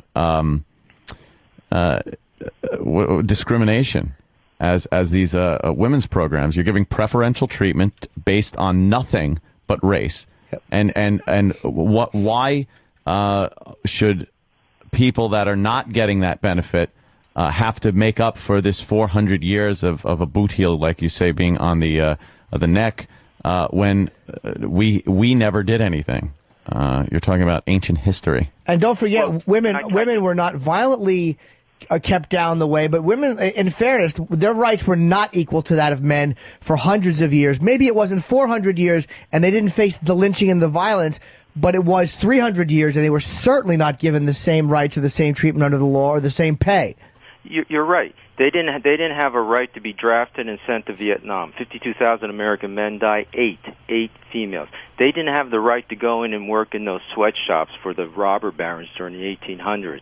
No, but they also fought for the rights to work. You're right. They were discriminated against. But was the discrimination beneficial to them or harmful? Was the discrimination based upon prejudice or not? They were discriminated against, but not to the extent that blacks were. Maybe not, but okay, so what you're saying is that they should allow black studies because they suffered a 9, and women's studies shouldn't be allowed because they suffered a 5.5 or a 6. Yeah, where do you draw the line? Yeah, what's your exact barometer? I would draw the line in that, because black studies is not an ideological or belief system. It's history that was previously ignored by America.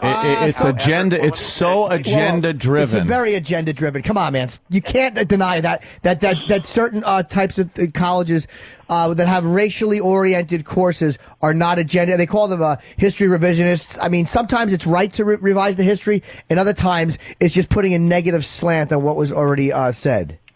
Yeah, well, I don't have a problem with that. I don't have a problem with a group of people distinguished by the color of their skin coming up with their own history.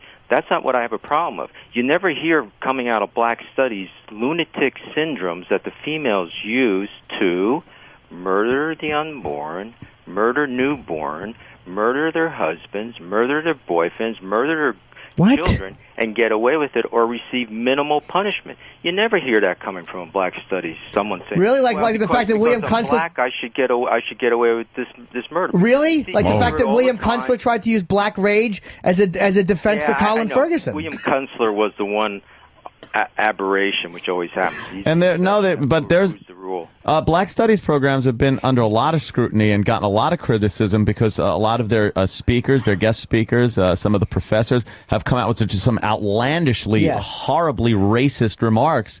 And like I said before, it's very agenda driven. I'm not saying all of them. I'm sure there are some nice groups that get together and want to talk about history.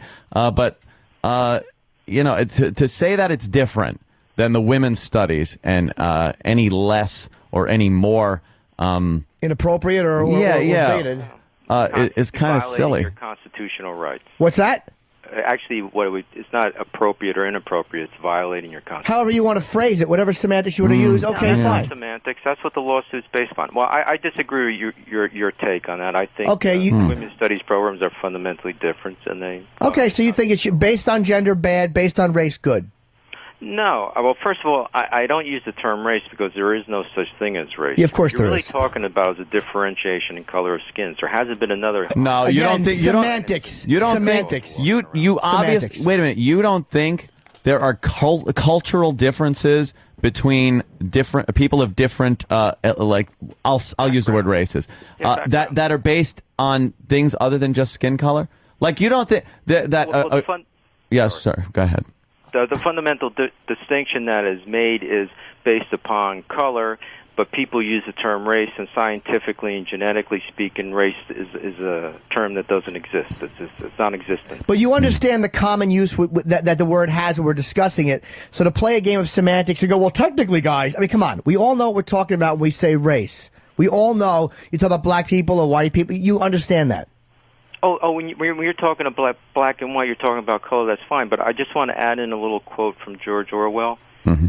If thought can corrupt speech, speech can corrupt thought. When you start using race, it brings out the connotation that there's a fundamental biological, physical... No, it doesn't. You don't. Well, the fact that you would put a negative spin on it... Maybe I'm older than you, and maybe it's because of the time that I grew up in. Right, I don't know. Would you remember when women couldn't vote or no? If you want to go back to the women's studies... Well, we're just getting into an ideological thing, because I was kind of for what you were doing, but now it just seems like it's almost like you're a special interest parody, like I'm the guy who goes after the women's causes. Like the guy in California who was fighting the Pledge of Allegiance. It almost like I'm just listening to your reasoning, and to me it's a complete... It's very sectional, as opposed to like, yeah, this is how I feel. We should all be given the same amount of X, Y, and Z. You have it specifically for women. I should say, I almost said a hard on for women, but you know what I mean. No. I know what you mean. I can see your point of view. I respect your point of view. That's not how I see it. The fact that you would, I see what I'm trying to do. Right. Is to eliminate the Constitution violation of men's rights by feminism. The fact that you think that domestic violence is fairly close in the people who are doing the beating and being beaten. I don't say that the Department of Justice. I don't buy that. I don't buy it. Then go to the Department of Justice Studies website. Yeah, I'd like to look at that. The one thing I would believe is that the domestic violence is obviously more against women than men, but I think women will use it, especially in court, and say that they were violated. I only mean legitimate assaulted cases when they actually weren't, in order to get the guy in trouble. Sure. Now that I've seen happen, but as far as a 40-60 split of violence against men and women, I don't buy it. You know, I don't know. I'll look that up. I know where the website is for the Department of Justice and the stats and stuff. I'm not saying that. I'm saying it's a 50-50 split of domestic violence, the way domestic violence is defined under the Violence Against Women Act. What I'm saying is serious injuries is probably 60% female, 40% guys. That's what I'm saying. And look it up. If I'm wrong, go on the air. We'll take a look. See, I'm a jerk and a liar, and I'm. No, I don't think you're a jerk and a liar. I just think that the fact that what bothers me is that there's such an inconsistency in your view of what is okay to stress. Like, and I agree with you on feminism in one point. I think in the old days, feminists used to be about wrecking roles. Like, hey, blue doesn't have to be for boys, pink doesn't have to be for girls. Girls can do this, boys can do this. I think it was a lot about removing roles and these bullshit little things we get kind of corners we get painted into, and then it turned into men are bad. Right. I kind of like the fact that you're going after these studies because I think that the women's studies shit annoys me. But the fact that you have all these excuses as to why racial studies are okay, they're the same excuses used to justify women's studies. Right. Well, my belief is that's not so. My belief is that the black studies programs do not wreak the same type of harm to constitutional rights that the feminist program. And I take it you're pro-choice because you mentioned that, right? You know, you can criticize my belief system. That's fine, but that's Why do you? what I believe, and I believe I have grounds for that. Why do you hate women? You can't hate that which you lust after. So it's not females. So you lust after women? Let me finish this. Sure. It's not the females I hate. It's the feminists that I despise. Mm-hmm. When I go to a club and I'm trying to find some girl, hit on some girl, if I come across a feminist, I move on. But How do you know she's a feminist? The target is. Hairy armpits. Go ahead. How do you know she's a feminist? Well, when she starts, when I use the term girl and she tries to tell me to use the term woman, or sometimes they just call man. me a chauvinist pig. I'm a guy. Wait, It's pretty obvious. But wait a minute. And you also mentioned, like, you mentioned, like, the fact they want to kill the unborn. Like, so you got basically a pro-life stance, and you're annoyed at all these, you got a weird thing with women. This is not just about the Constitution, and I think you're being dishonest with yourself and everybody else if you don't just say exactly what it is. Like the fact that you would walk... Wait. Did you read the VAWA case? The what?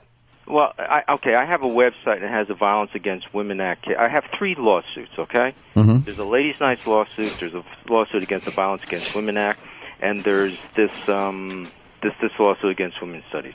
If you read the complaint on the Violence Against Women Act, you will see the tipping point that pushed me into this effort to stop the feminism from violating guys' rights, and that was pretty much the Edgar Allan Poe horror of divorce that I went through about 7 years ago.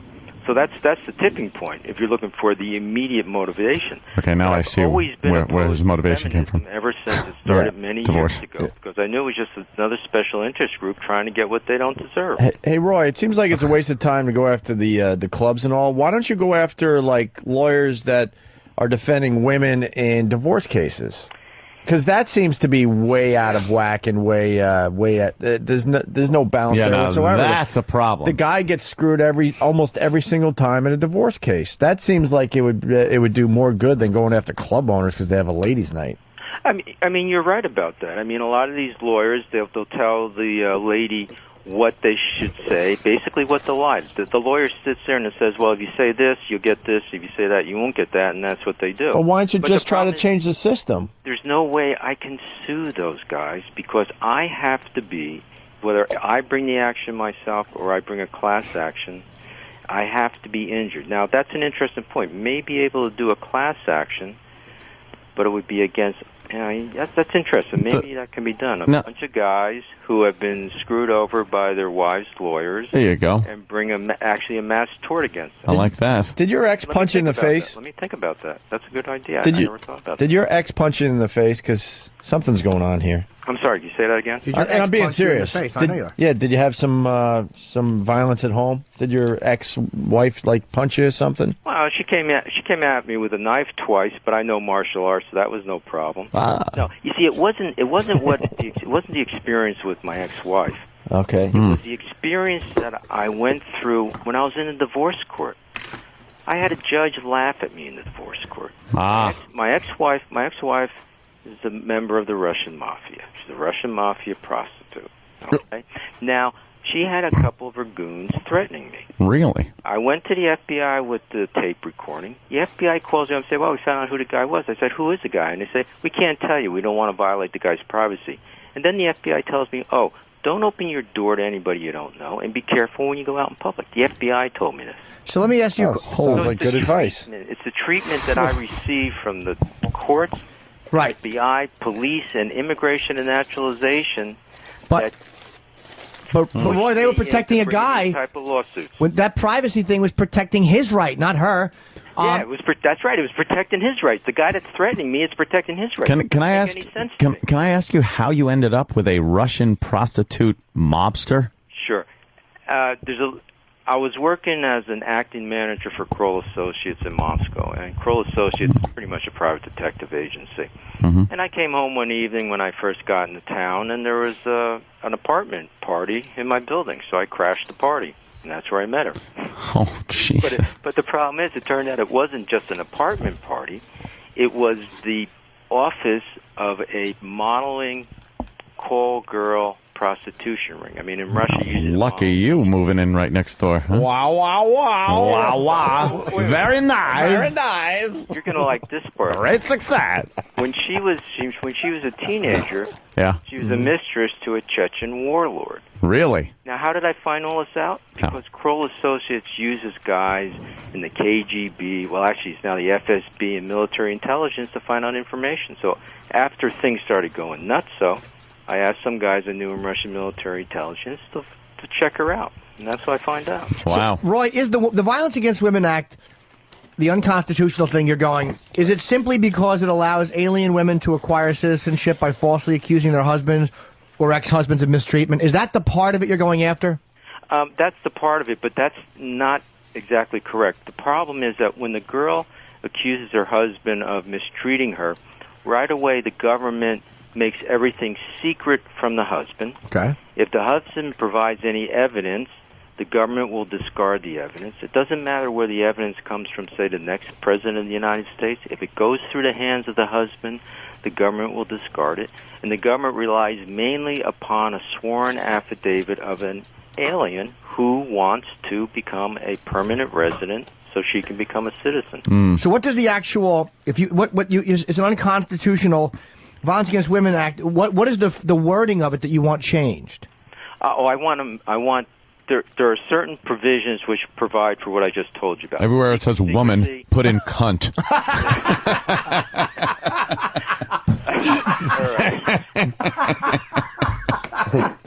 There are certain provisions that I want declared unconstitutional. That means they no longer exist, such as the secrecy. So what I'm looking for is that when an alien wife accuses her husband of mistreating her, and it may be true or it may be false, then the husband has a right to appear and defend himself. Right. That's all I'm asking. It's the same if you marry an American girl and she accuses you of domestic violence, you get to show up in court. I mean, the judge might laugh at you, but at least you're in court. But so that's the part of it. So you're not against the Violence Against Women Act. You're against a part of it that allows that to happen. Yeah.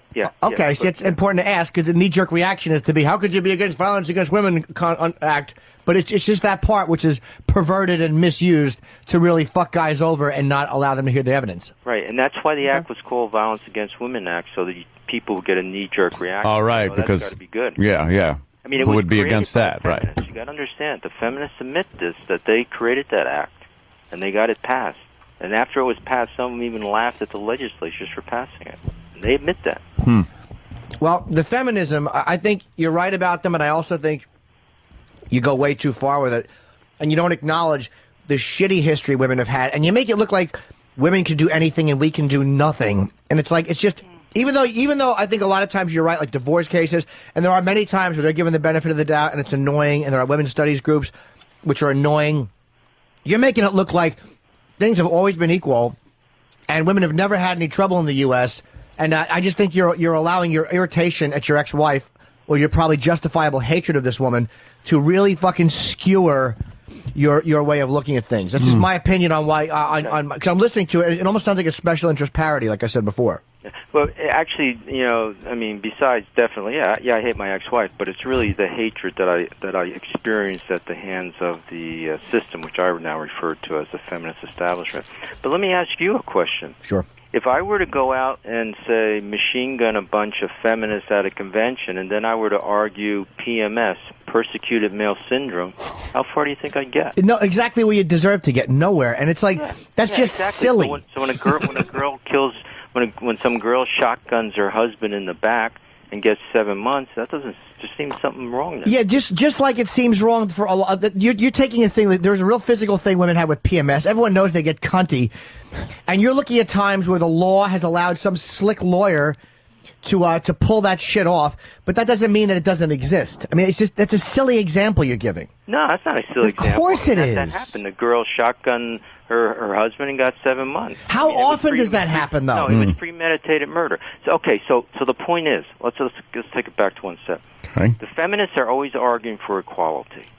Okay, so if girls and guys aren't equal, then the law should be changed to reflect the fact that they aren't equal. And so girls should... So what I'm trying to do is, well, if feminists want to be treated equally for everything that's beneficial, or for mostly everything that's beneficial in society, I'm trying to use the argument, okay, you want equality? Here, take the worst of society. Well, and my belief is, this is my strategy, my belief is then if that can be successful, they'll change their tune, and we'll go back to a rational situation where, yeah, girls and guys are different. When was it rational? Well, girls and guys are different. How can it's funny, like you don't mind that, but like you have a problem with the racial differential. Like, oh no, there's no difference, or like I don't like the race doesn't exist, but yet with gender you have a definite, a hard cement wall.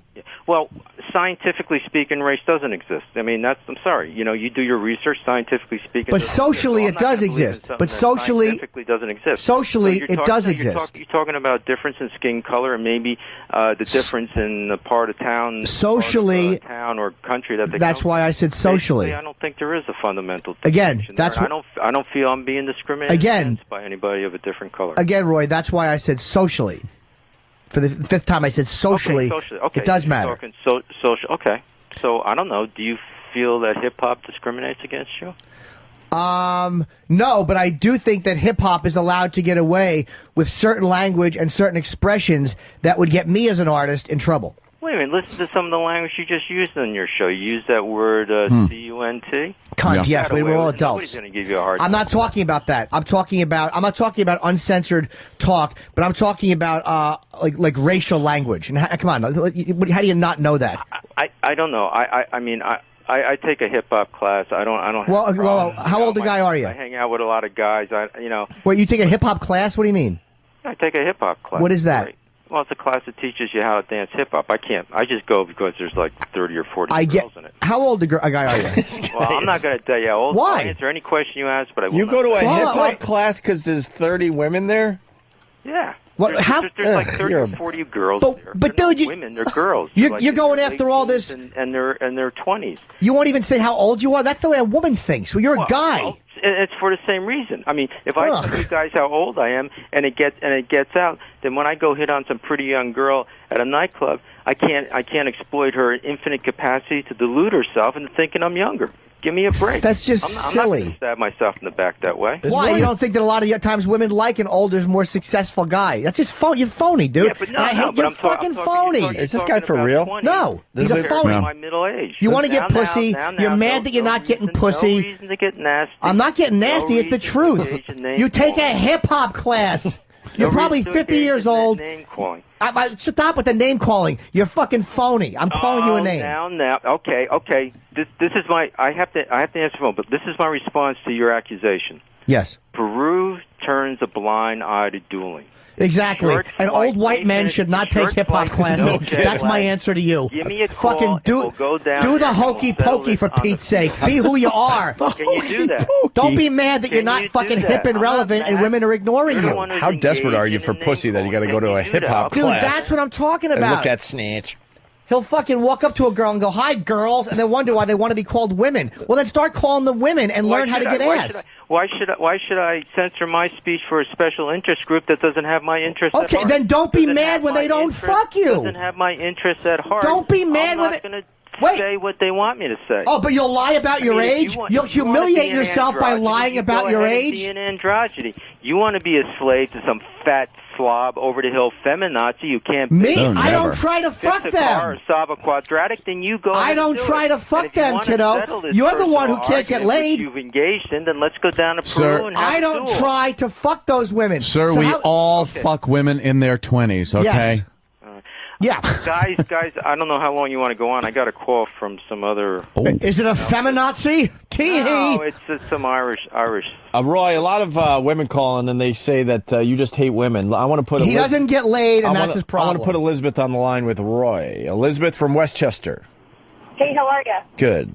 You guys just totally nailed it. This is all about him looking for ways to control women because he can't get them on his own. That's why he calls them girls and he gets mad about calling them women, and why he won't pick on the blacks because he's afraid of them. Yep, exactly. Overpower women. And go back to Carlos Mencia 2 years ago at your virus tour. Did a whole rant about how women were. He might have stolen it. I don't know, but he did a whole rant about how women had less rights than black men. Shut up, you hole. Who did that? Nobody did that. That's not true. I can't go out and murder a baby that I have and get away with it. There you go. That's ridiculous. No wonder you're pro-choice. It's agenda. It's all fucking horseshit agenda. All the confused don't get laid. You guys are absolutely right. All right, thank you, With Elizabeth. darker skin, it's females. They're the ones. I mean, you go to court, you might be able to get justice if the person you're up against has a different color skin, but you're not going to get justice if the person up against. But and this is what tips me off, dude. You say something like, "Hold on, How much longer you guys want to go? Hold on, let me ask you. You say something like, "Why should I change the way I talk to appease a fat feminazi?" Well, in the bar, when you're hitting on a girl and you call her a girl and she gets mad at you, why are you trying to fuck fat feminazis? And hold on. I don't go after. Well, then, what was that stupid example for? I find out that she's a professional, I move on. If you talk to a girl and you find out she's a professional, you move on. You move on. You move on to the next girl. Why? You can't. Are you not? You're not man enough to fuck a girl who has a good job. There's 3.3 billion girls out there. And you got to find a weak one. You cornball. An average sexual life. You got a Russian bride. And what do you end up with? You end up fuck 7,000 Russian a night. male bride. You're a cornball. Working on their first night. You find out she's a professional. You got to move on. Why don't you fucking learn how to bang chicks?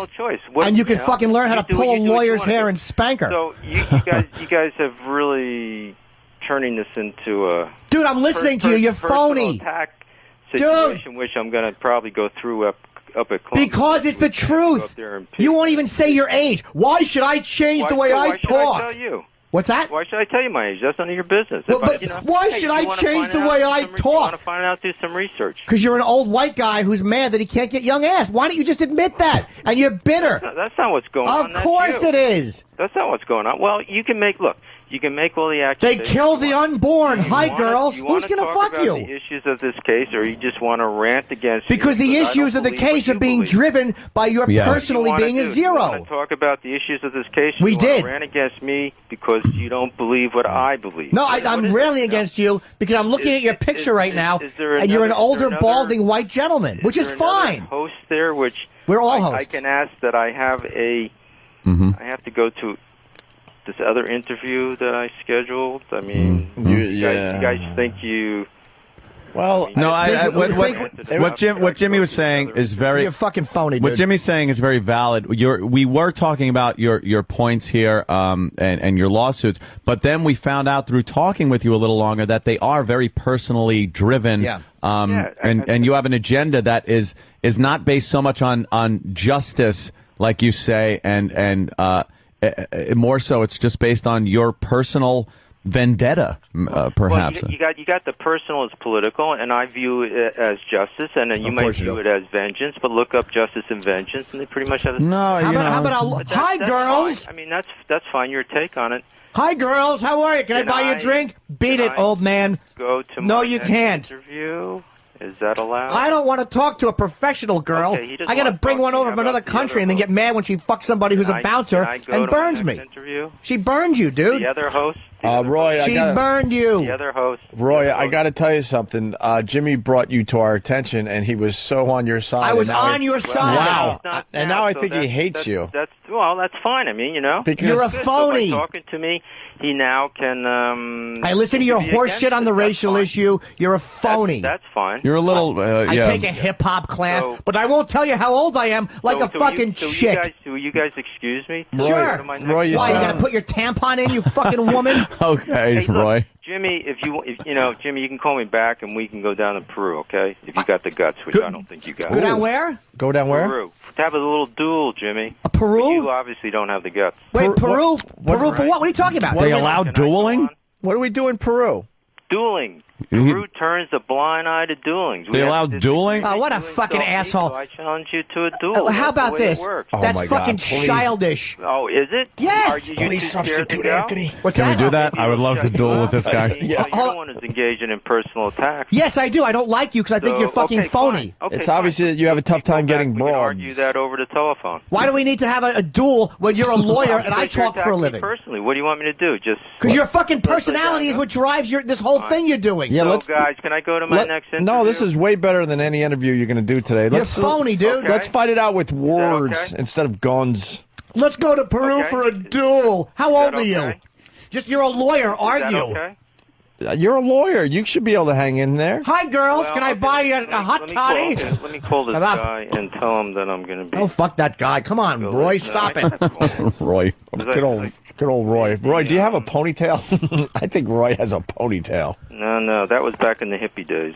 Yeah. Hi, girls. How are you? We want to be called women. You dyke feminist. Roy, it sounds like you have a tough time getting women. Why? 1, 2, 3. I said a hip, hop, a hippie, a hippie, a hip, hip, hoppy. You don't stop. You're rocking to the bang, bang, boogie. Sit up. I'm gonna The fat boy. No, stop two-stepping. Roy's a nerd. Roy is a nerd. All right, class. Today we're going to dance to Parents Just Don't Understand. Roy's a nerd. Let's go to Peru and have a duel. All right, then. Goodbye, Roy. Bye, Roy. Stupid lawyer. Beat it. There goes Roy. There goes one of our fine guests. You want to go to Peru and have a duel? A duel? I was on your side, stupid. Oh, he got him. hot under the collar. That was to the point funny. he challenged Jimmy to A duel. He wanted to kill you. He wanted to shoot you and kill you. But Yes, again, a duel. That's what I hate about a guy like this. Is like you call him out on his horse shit, and I was on his side. Yes, you are. Until I listened to his phony fucking reasoning. Completely driven by his own personal reasons, whatever they might be. His ex-wife, mommy issue. I don't know what they are, but it was completely driven by his personal agenda. Yeah. And so that's not justice. Justice is supposed to be blind. You weigh the facts and you make a decision. That's why there's that scale. And she's blindfolded. Ooh, and very nice. And this guy's bringing in his personal fucking agenda into his cause here, his crusade. And if your personal experience is what's driving your cause, let's say, well, then your personal experience can be talked about. And I mean, he mentioned his ex-wife. He mentioned he goes to a hip-hop class. Well, how old are you? Which was hysterical. But Because this is what's annoying, because he says things like, when I went to a bar and I walk up to and I go, hi, girls, and they critique okay, so you've already brought your personal interaction into it. Yeah. So don't get mad at me when I call you out on the horse shit right. of what you're saying. Like, what do you mean you don't want professional women? What women are you how stupid are you to go up and go, hi, girls? Yeah, That's not the way it works Hey, today. girls. But it's also his personality, because, I mean... He's a fucking Hey, bore. toots. Has anyone ever been corrected and a woman goes, I'm a woman, not a girl? I have never been corrected. I've had it happen, yes. Or Really? I've heard of Jimmy's it, been yes. corrected with, no, sweetie, I'm not quite a girl, daddy. Then they can kill the unborn. You can just hear this fucking stupid agenda he's got. This which guy's- is so much annoyance at women. It's an unhealthy amount. We get it. They're all terrible. Men's rights are gone. We get it. Men are victims. We get it. He's going after clubs and club owners. He's trying to fuck What a young waste of chicks time. who don't want to fuck him. That's the You Yeah. don't take a hip hop class because he went to law school between 81 and 83. So you do a little math. What are you, 22 in law school? He's so about approximately 50. 45 to 50. Fine. He's about 50. If he said I'm 45, I like to fuck young girls. I mean, that's cool. I got no problem with that, dude. I'm 40. I like to fuck young What girls. happened? What do you got? What? You want to continue with him? Yeah, let's get Roy back. I'll take Roy back. I like Roy. I don't have my finger player. Oh, this Roy. Now Roy. he challenged you to a But duel. that's exactly who he is. What's the matter? and I'm what- not a fucking chick. And in the middle of you yelling, I was like, please substitute Anthony in the I duel. did. Oh, okay. His duel. I'll go down to Peru and duel him. Fuck Yeah. him.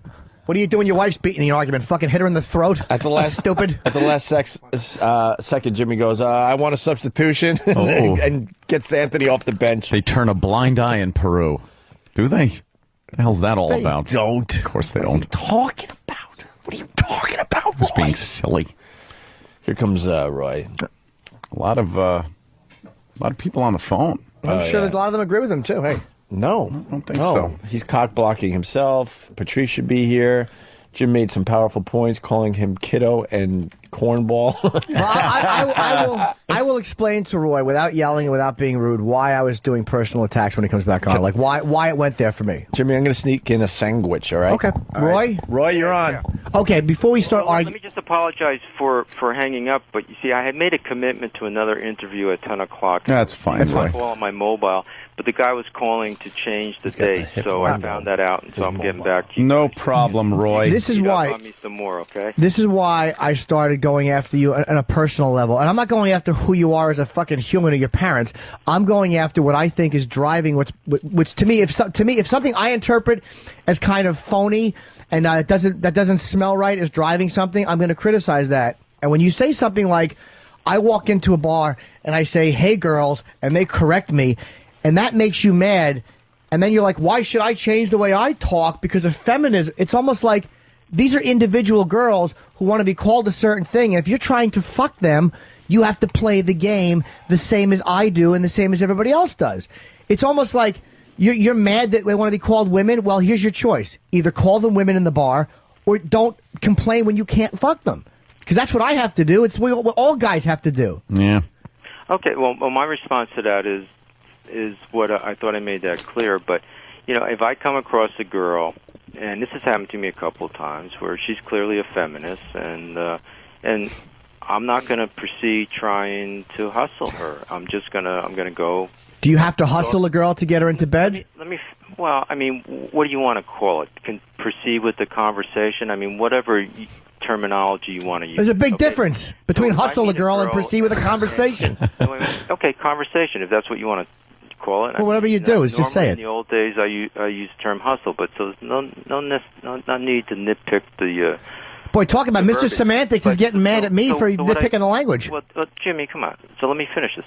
So what I do in that case is then I go and find a girl who I believe or hope is not a feminist. That's all. That's my choice. So now, a feminist. The girl doesn't want anything to do with me. That's fine. But you know. You wouldn't fuck a feminist, dude? You want to play their games? You wouldn't play their games. I want to dump my loads on them, and I'm good at it. Yeah, sometimes you got to play. Whoa, excuse me, hold on. You want to play their games. Here's a guy who won't tell you his age because he doesn't want women to blow up his spot, and you're accusing me of, do I want to play their games? You're playing their games. You can't even just be yourself and go, hey, I'm 45 or whatever it is you are. This is who I am. Fuck me or don't fuck me. Like me or don't like me. So you are playing games. Well, that's an interesting point. I remember a guy in Russia used to be one of the investigators. He'd just go up to a girl and say, look, what do you want? I'll give it to you. I don't want to play around and do any games. Okay, so we all do a little game playing. All right, well, then don't be selective and self-righteous about it. Some game playing I'm not going to do, you know, that's all. And you don't want to talk to a woman in a bar who's a feminist. No, not a feminist. No, I don't. Okay. They're not all feminists, that's for sure. Of course they're not, but why can't you fuck a woman? Like, would you fuck a woman who's a Republican or a Democrat? Like, who cares? Yeah, of course. I mean, even if she was Taliban. Hey, Roy, I'm a little confused. I'm in the middle of my sandwich, but Okay. You're not going to find many feminists at ladies' nights. Feminists don't go to ladies' nights. Point. Thank you, Jimmy. I'm going to go back to my sandwich. That's actually a good point. Yeah, I'm good for one every once in a while. That's a damn good point. All right. Comment? Oh, yeah, my response is that I've run into them at ladies' nights, but of course that's anecdotal, and on a statistic basis, I don't know, but I would think that a lot of ladies who go to ladies' nights are what I would call budding young feminists.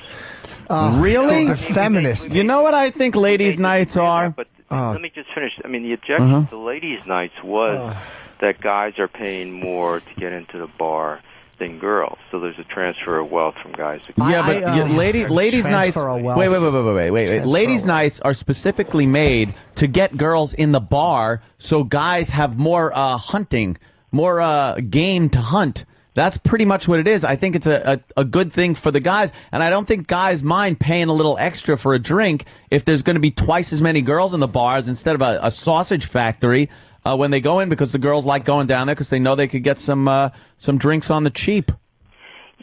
Yeah, but that's not my view and my experience is ladies' nights don't do that. When I go to ladies' nights in a New York City nightclub, generally there's more guys than girls. But if I go to bars that charge the same, It's it ebbs and changes throughout the night. But if I go to bars that charge the same, it's usually around 50, Okay, so 50. basically, that's just from my experience. you'll embarrass yourself by like not talking about your age. Like you'll keep that a secret, which to me is I'm 40 years old and I like to fuck girls in their 20s if possible. Sure. There's a humiliating thing to me about not admitting your age. But I'm not saying it's bad to be 40 or 50 or whatever it is. But yet you'll take a hip hop class because you want to be able to dance with these younger. It's almost like you want to just set the system up so you can fuck a lot of girls easier without having to weed through the women that don't want to fuck you.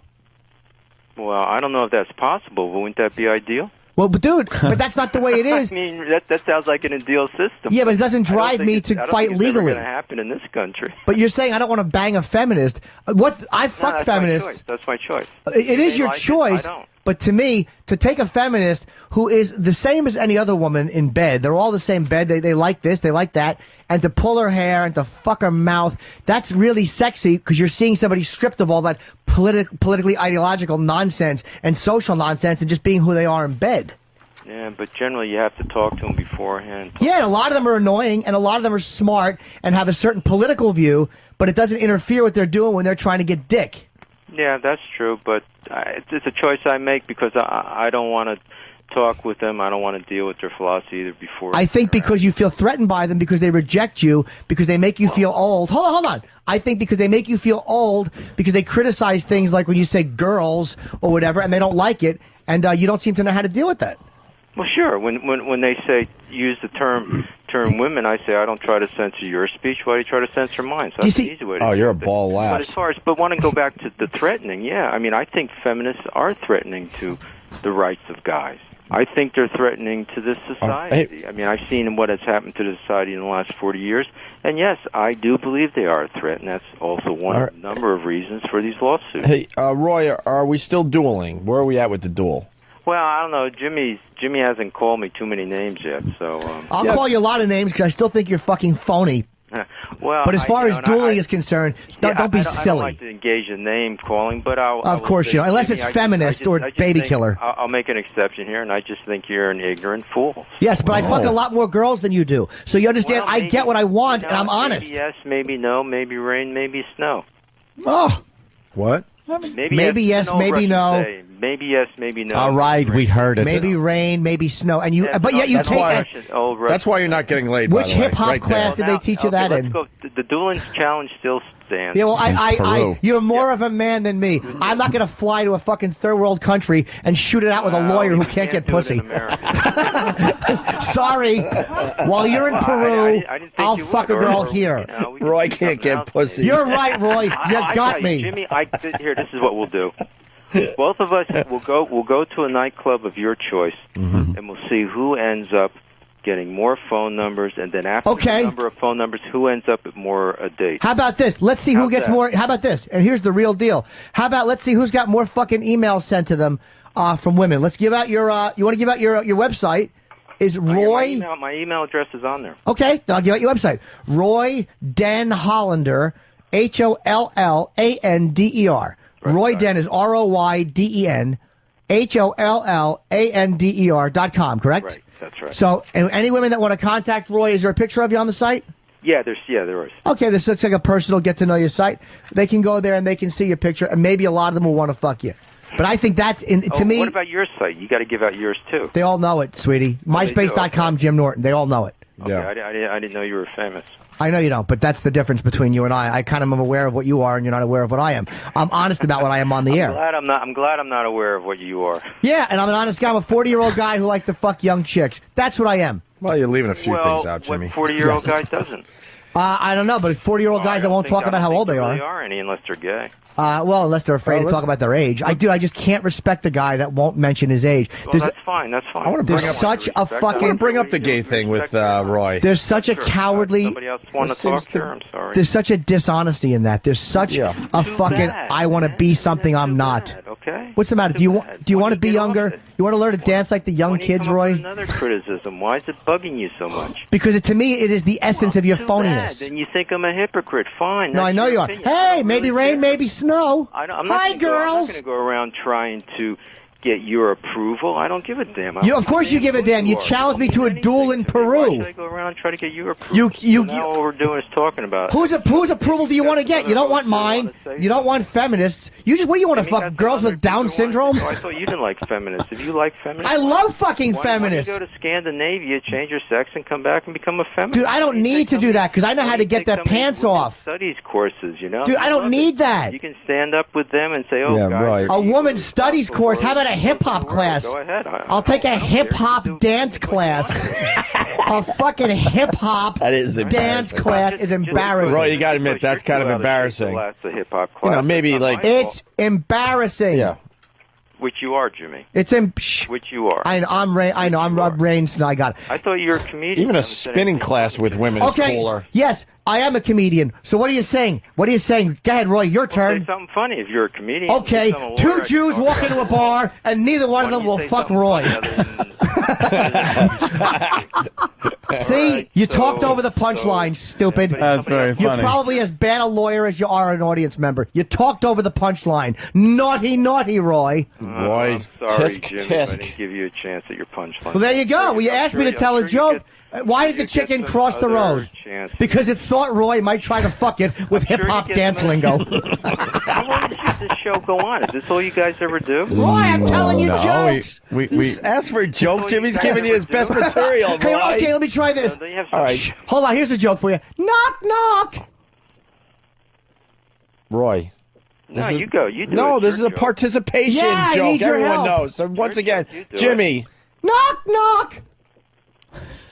Come on, Roy. We're trying to get you on the same. Hold on, Roy. We're trying to get you on the same page again. Say who's there? Okay. Well, all right, hold on. No, What no. a dope. He didn't even know where to go with knock, knock. All right, hold on. Jimmy starts. Hold on. Jimmy starts. Knock, knock.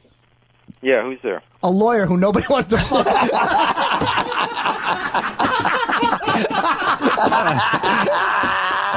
Okay. Come on, that's pretty funny. Hey, you challenged me as a knock. shit. Okay, funny. Okay, guys, I'm sorry. knock. Who's there? A comedian is not really funny. But your friends aren't laughing. Because you That's stole the because joke, you control stupid. the audience. You stole the joke. Asshole. That wasn't a joke. We're not laughing. You stole the joke. Because that wasn't funny. They would laugh at me in a second. Do you try these gems on the chicks? Yeah. Hi, All right, girls. so- Here's Jimmy- a funny one I heard. Jimmy, do you have another joke for Roy? Can I ask somebody a question? You Yes. sure can, Yes, Roy. Let Roy Who am I ask. talking to now? Anthony? Anthony Yes. and Jimmy and Opie. Greg All right, here so- is And here. Danny. Opie. How long is this going to go on? I don't think we're really getting any place. Why'd you call back then? You glutton for punishment? Yeah. Why'd you call back? Is that the entertainment value of the show? Well, Jimmy's got another joke for you, Roy. I do I'm trying to believe. think of a really. No, we I mean, is that the entertainment value of the show, or are we going to go into... Oh, yeah. no, we've discussed everything. We're We're kind of enjoying getting this, into yes. We're another enjoying the hell out of And it. you're another so aspect angry. of you. You're so angry right By the now. way, I got to be honest. I was so against having you on our show today. I even told Jimmy. Yeah, but I got to tell Jimmy I was very wrong today. I wanted you on. And I said no, and I lost this one, and thank God I did. And you, Yeah, you were right. and you can actually listen to the tape. I wanted you on because yesterday I mentioned you on the air. I like the fact. Look. Hold on, no, now you're We interrupting. disagree. I don't care what you think, Jimmy. Ooh. You want to talk You about something that's not your own personal opinions? I don't care. You're giving your personal opinions, but I can't like give this. mine. I like this. Here, you like this. I got an email here. I don't like. Why would I like I got that? an email. It says, here, you'll like this, Jimmy. Okay. You are a fag. Jimmy's right. There you go. Who's that from? Your subconscious?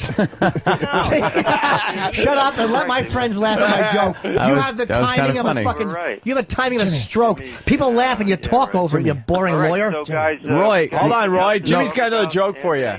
Okay, hey. Hold on, Roy. Another Roy, joke. hold Here's on. a joke. I also want to ask We're you gonna something. prove Jimmy's funny. What's wrong with Roy the lawyer with shit up to his neck?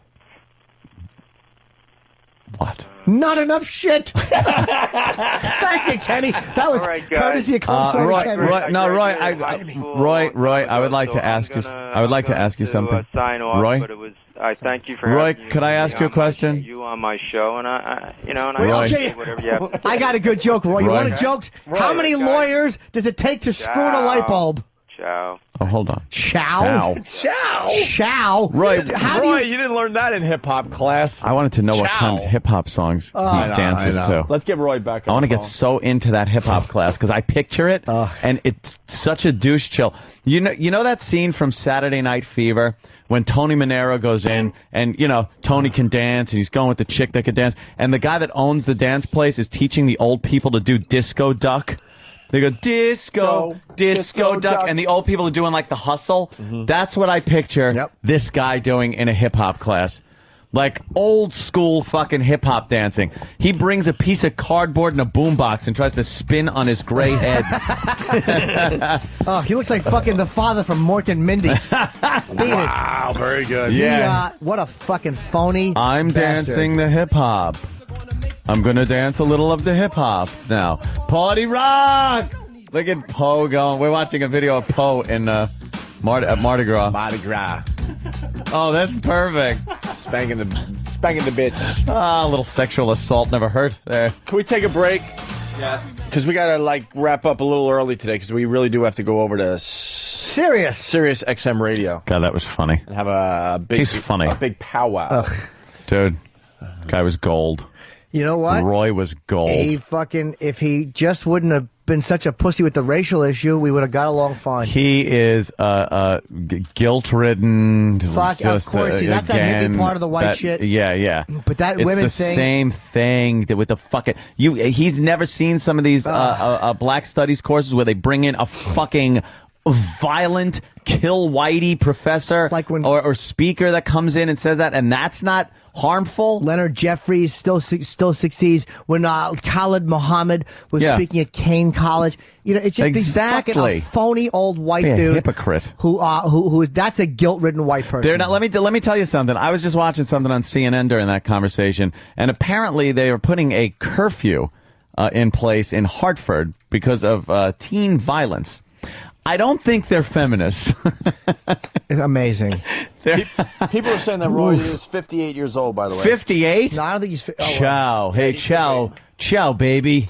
I threw him into our site that we use to throw him into a wood chipper to look up background information, and he lists two different dates of birth, but he's either 57 or 60. Wow. Well, okay. Law school starting in 81. That means he did what, 4 years before that? But at college? but like Travis was saying, that's assuming that he went into law school right away. I'm taking the hip hop. So he's 50 classes. at the least, Jimmy. So if he's 57 or 60, if he would have said, "Look, I'm 57, whatever he is, and I like to fuck young," I mean, I got no problem with that with a guy wanting to bang young chicks. But to me, that it's like when that is what's driving you. And I listen to someone who can't talk to certain women in a bar. I choose not to. It's like, that's all it's about. You're just an old cornball, and let's go have a duel. Shut up, stupid. I don't use violence. I use my mouth to make a living. Insert joke there, Roy. You're a lawyer. You ought to do the same. Oh, we had a million Roy jokes ready to go. Oh, I know. We had it. Yeah, don't ask me to tell jokes and then get mad and then steal it and do it back. Maybe that's your problem. Why did the chicken cross the road again? Because it thought Roy wanted to fuck it? Is that it? Yeah. But then he comes back with the same joke He came at me. back. He used the fucking Marion's defense.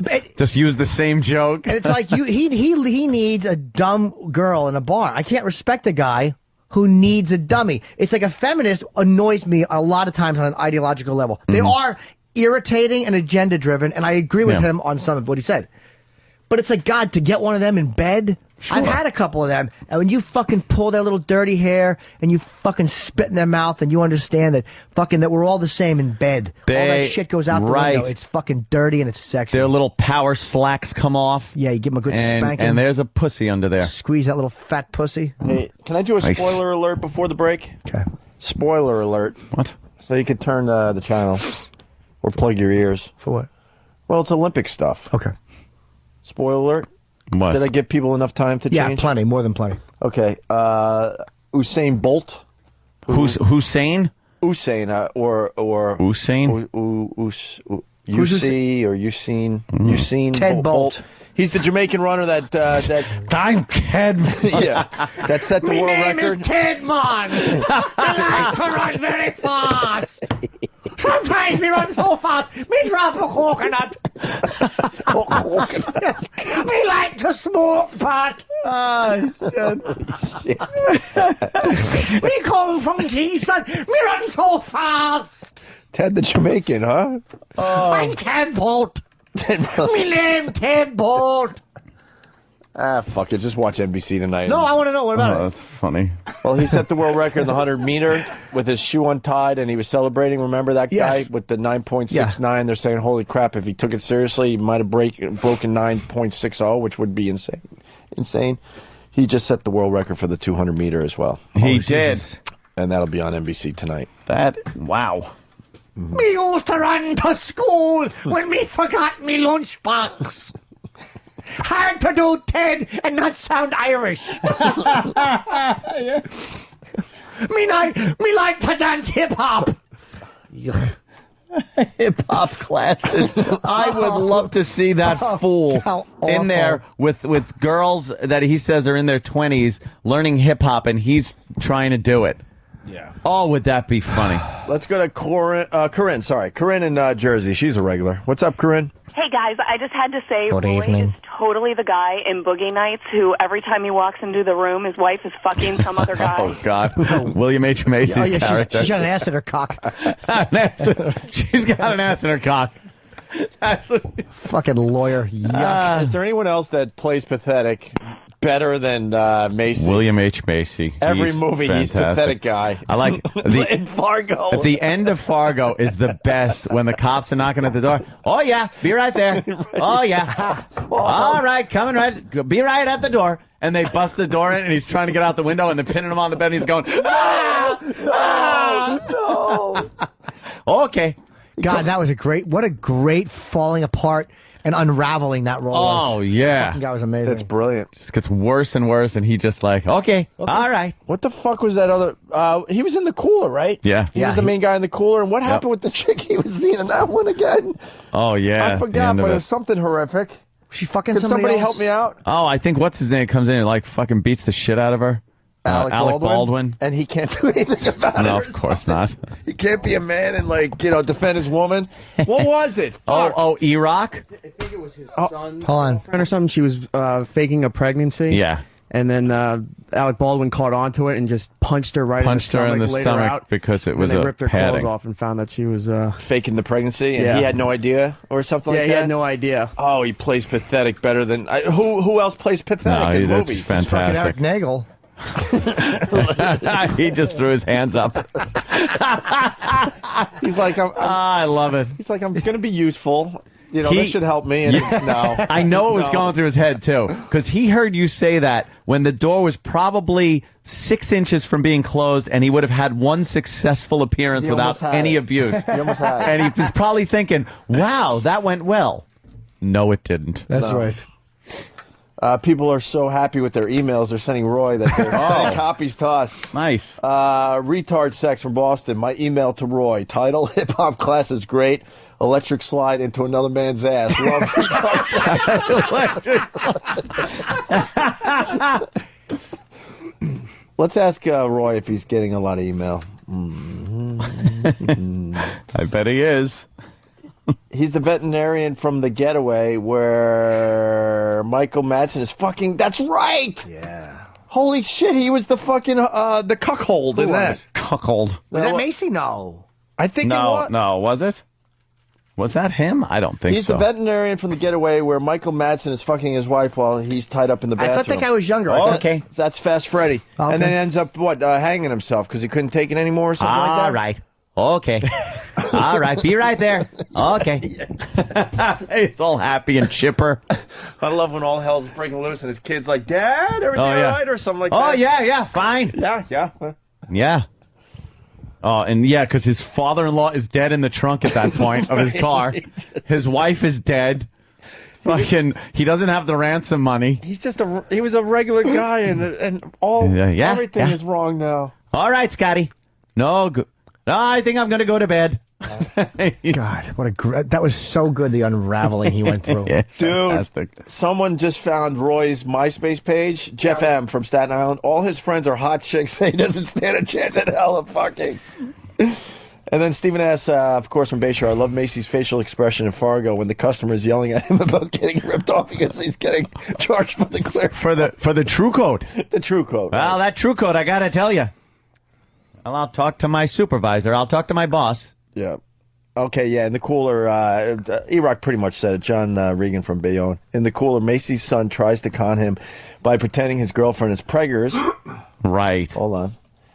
But Alex Baldwin's character sees right through it, punches her in the stomach, and then breaks the son's ankles. That's right. All right. What is the MySpace page? Did we find it? I had it up before. Oh, I didn't see it. I got a tinkle. Oh, Can we see it? little tinkle. Well, we're going to go, we're going to seg into line of the day and get out of here a little early. Yes. We got to be at Sirius XM at 11 o'clock. Yeah, so Hurry up, Jimmy. let's get the... Hurry up, Jimmy! Get the fuck out of here. Oh. Let's make like a tree and get out of here. Jimmy, what's his friends? Because we could do line of the day while you leave. He's not a bad looking. Let me see his pictures. Oh, Jesus. He's got a MySpace page? He put 100 years old. I love that. It's probably accurate. Is that his MySpace page? Yeah. Wow. I gotta log in. Hang on. Let's find it. Nice. Nice find. Good find. Yeah. I want to see what his friends are. Oh, that was Travis? All right, then it's a sucky find. Yeah, Then it's a gay find. Of course it is. With a dumb dog. Probably one of Travis's top friends. A fake wife to make like he's heterosexual. This is sad when you know you've done 5 hours of your best work, and then you get someone like Anthony from Mandeville writing. Not sure if you all talked about her yet, but Google Lauren Franco. Oh, come on. Come on. Larin. Here's some of his We've pics. been Google bombing her all day. Leryn Franco for one of the hottest chicks ever. Oh, my God. Is that a picture of him as a hippie? Yeah. Yep. All All right, right, see. let's see. Mark Maron. Let's see. Wow, that is It a doesn't get any bigger than that there? The web is being very slow today. intratubes. Wow, he looks like one of the Allman brothers. He looks kind of like a Dwayne Allman. Yep. Love Dwayne Allman. Wow, okay, that's an old fucking picture. You're right. He's got to be pushing 60. Go to the bottom if you can. There he is. There's a headshot smile. Who are his friends? Like, does he have... I want to see who his friends are. They're all like prostitutes and fucking strippers. Wait, let me see what his favorite movies are. Hold on. Favorite movies. Let's see. Television. Educational programs and documentaries can teach, illuminate, and yes, even inspire. That's not my quote. Guess whose? I don't know. Let me take a guess. Another bore. Books. Read too many. Ah, there you go. Heroes. Okay. Frank Gifford. Muhammad Ali, and any man that's with an M who fights for what he believes despite the odds. What did Frank Gifford fight for? Ass sex with some fucking rat in a hotel room? Oh, no. Please. His general interest. Justice. And the American way. Yeah, okay, Superman. Yeah. Music. Hip-hop. Thanks to my instructor at Broadway Dance Center and Salsa. Thanks to the cute little Asian girl who asked me to dance at the Copacabana, but I had to say no because I couldn't dance salsa at that time, not to imply that I can now. Oh, there's a joke that a comedian used. I know it's a long sentence, but what do you expect from a lawyer? This guy's an older Master Poe. He's a tool. Exactly. He takes hip-hop at Broadway Dance Center and Salsa. Oh. And the little Asian girl who asked me to dance, but I had to say no because I was a soldier as she was running away with napalm on her. Dude, Tim H. from Columbus has it, man. Instead of a duel, Roy and Jimmy should have a hip-hop dance-off at Ladies' Night. Oh, there you go. I would we can go to the club of my choice. Oh, I should fucking take it. What's that tranny club on First Avenue? Tranny club. Oh, God. Let's see who gets recognized first, Roy. Jimmy was hoping that me and you would fight for the answer there, Anthony. We'd both be screaming out the answer to that question. Oh, I know. Well, what's the name of that tranny joint? Oh, yeah, Jim. Yeah, you're right. Lucky Chen's, thank you. Why did I know that? Who's all right, there's a couple of broads. That must be a all right. I'm looking at some broad. That must be one of his hip hop. Why is there a black dude with a chicks. young Superman shirt on? You know what? That's Smash, yo. And then the other guy is named Champagne or something. Look at the black things. You know, like all young black guy friends Yep. and hot white chicks. Well, they might be the hip hop And Hispanic and black chicks also, I'm though. sure they are. What a phony with the racial stuff. This guy is a phony with the race thing. Phony There with is the racial no stuff. such thing as race. Oh, really. stop it. All And then you right. get mad at me for playing with semantics. Do you know Earl? Yes. One of his friends, Earl, a.k.a. Uncle Champagne, laughs at you, motherfucker. He fucking laughs at you, Roy. You guys are missing the best part of his MySpace page. What's that? He has 82 friends. 82 friends. 82 Well, something friends. tells me he's going to get a few more friend requests tonight. Oh, can we see some of the comments people have left? Hello, friend. Well, I want to see where his URL is so we can give it out for the I would love to see some Dude, of the the girls on his top 19 there or whatever are so fuckable. Wait, look. Let's see. That was Club's. Fun little spot. Okay, let's Oh. look at the girls. Isa left him a message. Thanks for the request, XOXO. Miss Isa, LA's #1 station, 1027. So it's a fucking So he spam gets a ad. spam. A spam from a hot chick. Spam from a hot chick, and he made his friend. Because he requested a song. Oh, let's see. Roger put nature versus. Oh my god. Wait, but hang on. The time span between those comments. Yeah. Let's see. January 5th. January 5th was the last comment left, and then we get down to Roger, and that was February 4th, 2007. Jesus Christ. Roger left 2 in a row. Roger's obsessed with him. Fucking get a hold of yourself, Wow. Roger. Roger, enough. Roger's obsessed. Well, because I think Roger could read between the lines, if you know what I mean. Oh my god. Roger thinks he has a shot. Roger has left a lot of these fucking awful. Roger keeps leaving these bad fucking Well, the Mona Lisa one is spam things. A before and after with the Mona Lisa. That's Roger's a real fucking creep. Holy shit. And the after There's another the Roger. Mona Lisa a month Oh, after being in the wait. U.S. Yeah. Oh, there's a funny one. Go down. This Roger's a real cut up. August 22nd of 06. He can't get enough Roy. No. He wrote, "Hi, Roy. I'm glad." Oh, what did he say? I'm glad to have you. I'm glad to have you a friend. Now, don't get into too much trouble here on MySpace, okay? LOL. And then he put SKOL Roger Skull. Don't get into too much trouble on MySpace. LOL. Dude, Oh, when is that funny? boy. Unless it's on That's Gary hysterical. Glynn's page. He joined MySpace about 2 years ago, almost to the day, August 13th, 2006. His buddy Mark Andrew Moore welcomes him to MySpace, and that comment is still up on the first page. On the first page. He's a remarkably unpopular man. Yes. There's no next. Who does he give out his MySpace no address? next. Yeah, as far as comments, there's no next. All right, we gotta go. Who does he give his fucking MySpace out to? He probably just hands it out to mole people. Yeah. They have no computers. We're obsessed with Roy. Roy. Can we do line of the day? We got to get out of here. Yes, one of his do that. favorite movies is also Milk Money. I don't know if you had mentioned that. Ugh. Casablanca. Where is he? It's Back to the Future, you fag. Go line of the day, because we got to go. We were supposed to be out of here already. Okay. We can't be late for this shindig. All right.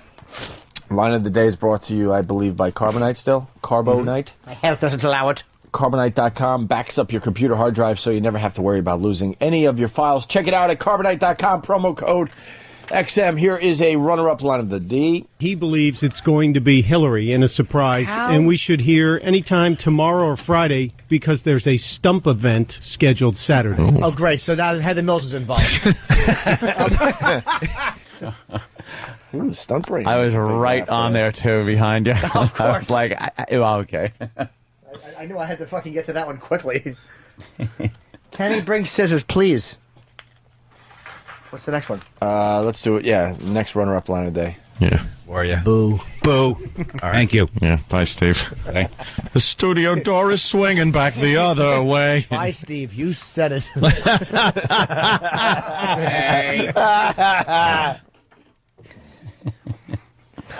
That's stuck in my head all day. What? Just so you know, I do that obnoxious laugh Pendulum. on purpose. On purpose. The pendulum is swinging back the other way. What do you... Just cut my tag. We should tell Roy that's the hot new song. Yeah, hot new hip-hop song. Jimmy, you can't go over to Sirius XM with that mustache. Of course I can. Hi, gang. Best get out of my way. Here's another runner-up line of the D. Retard sex from Boston. My email to Roy. Title, hip-hop class is great. Electric slide into another man's ass.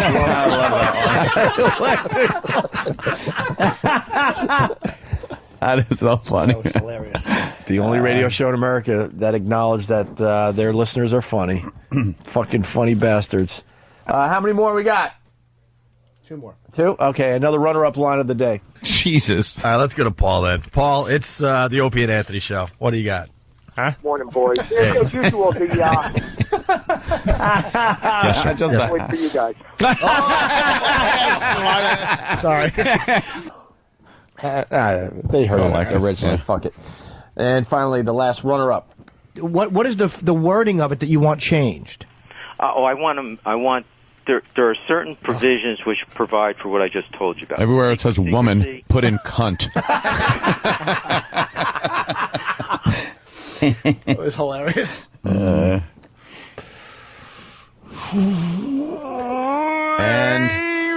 no delay. Let's go because we got to go. Oh my God, we were No supposed to be there. fucking around. We can't keep hoo-hoo waiting. Here is your line of the day. Here comes light of the day, light of the day, day.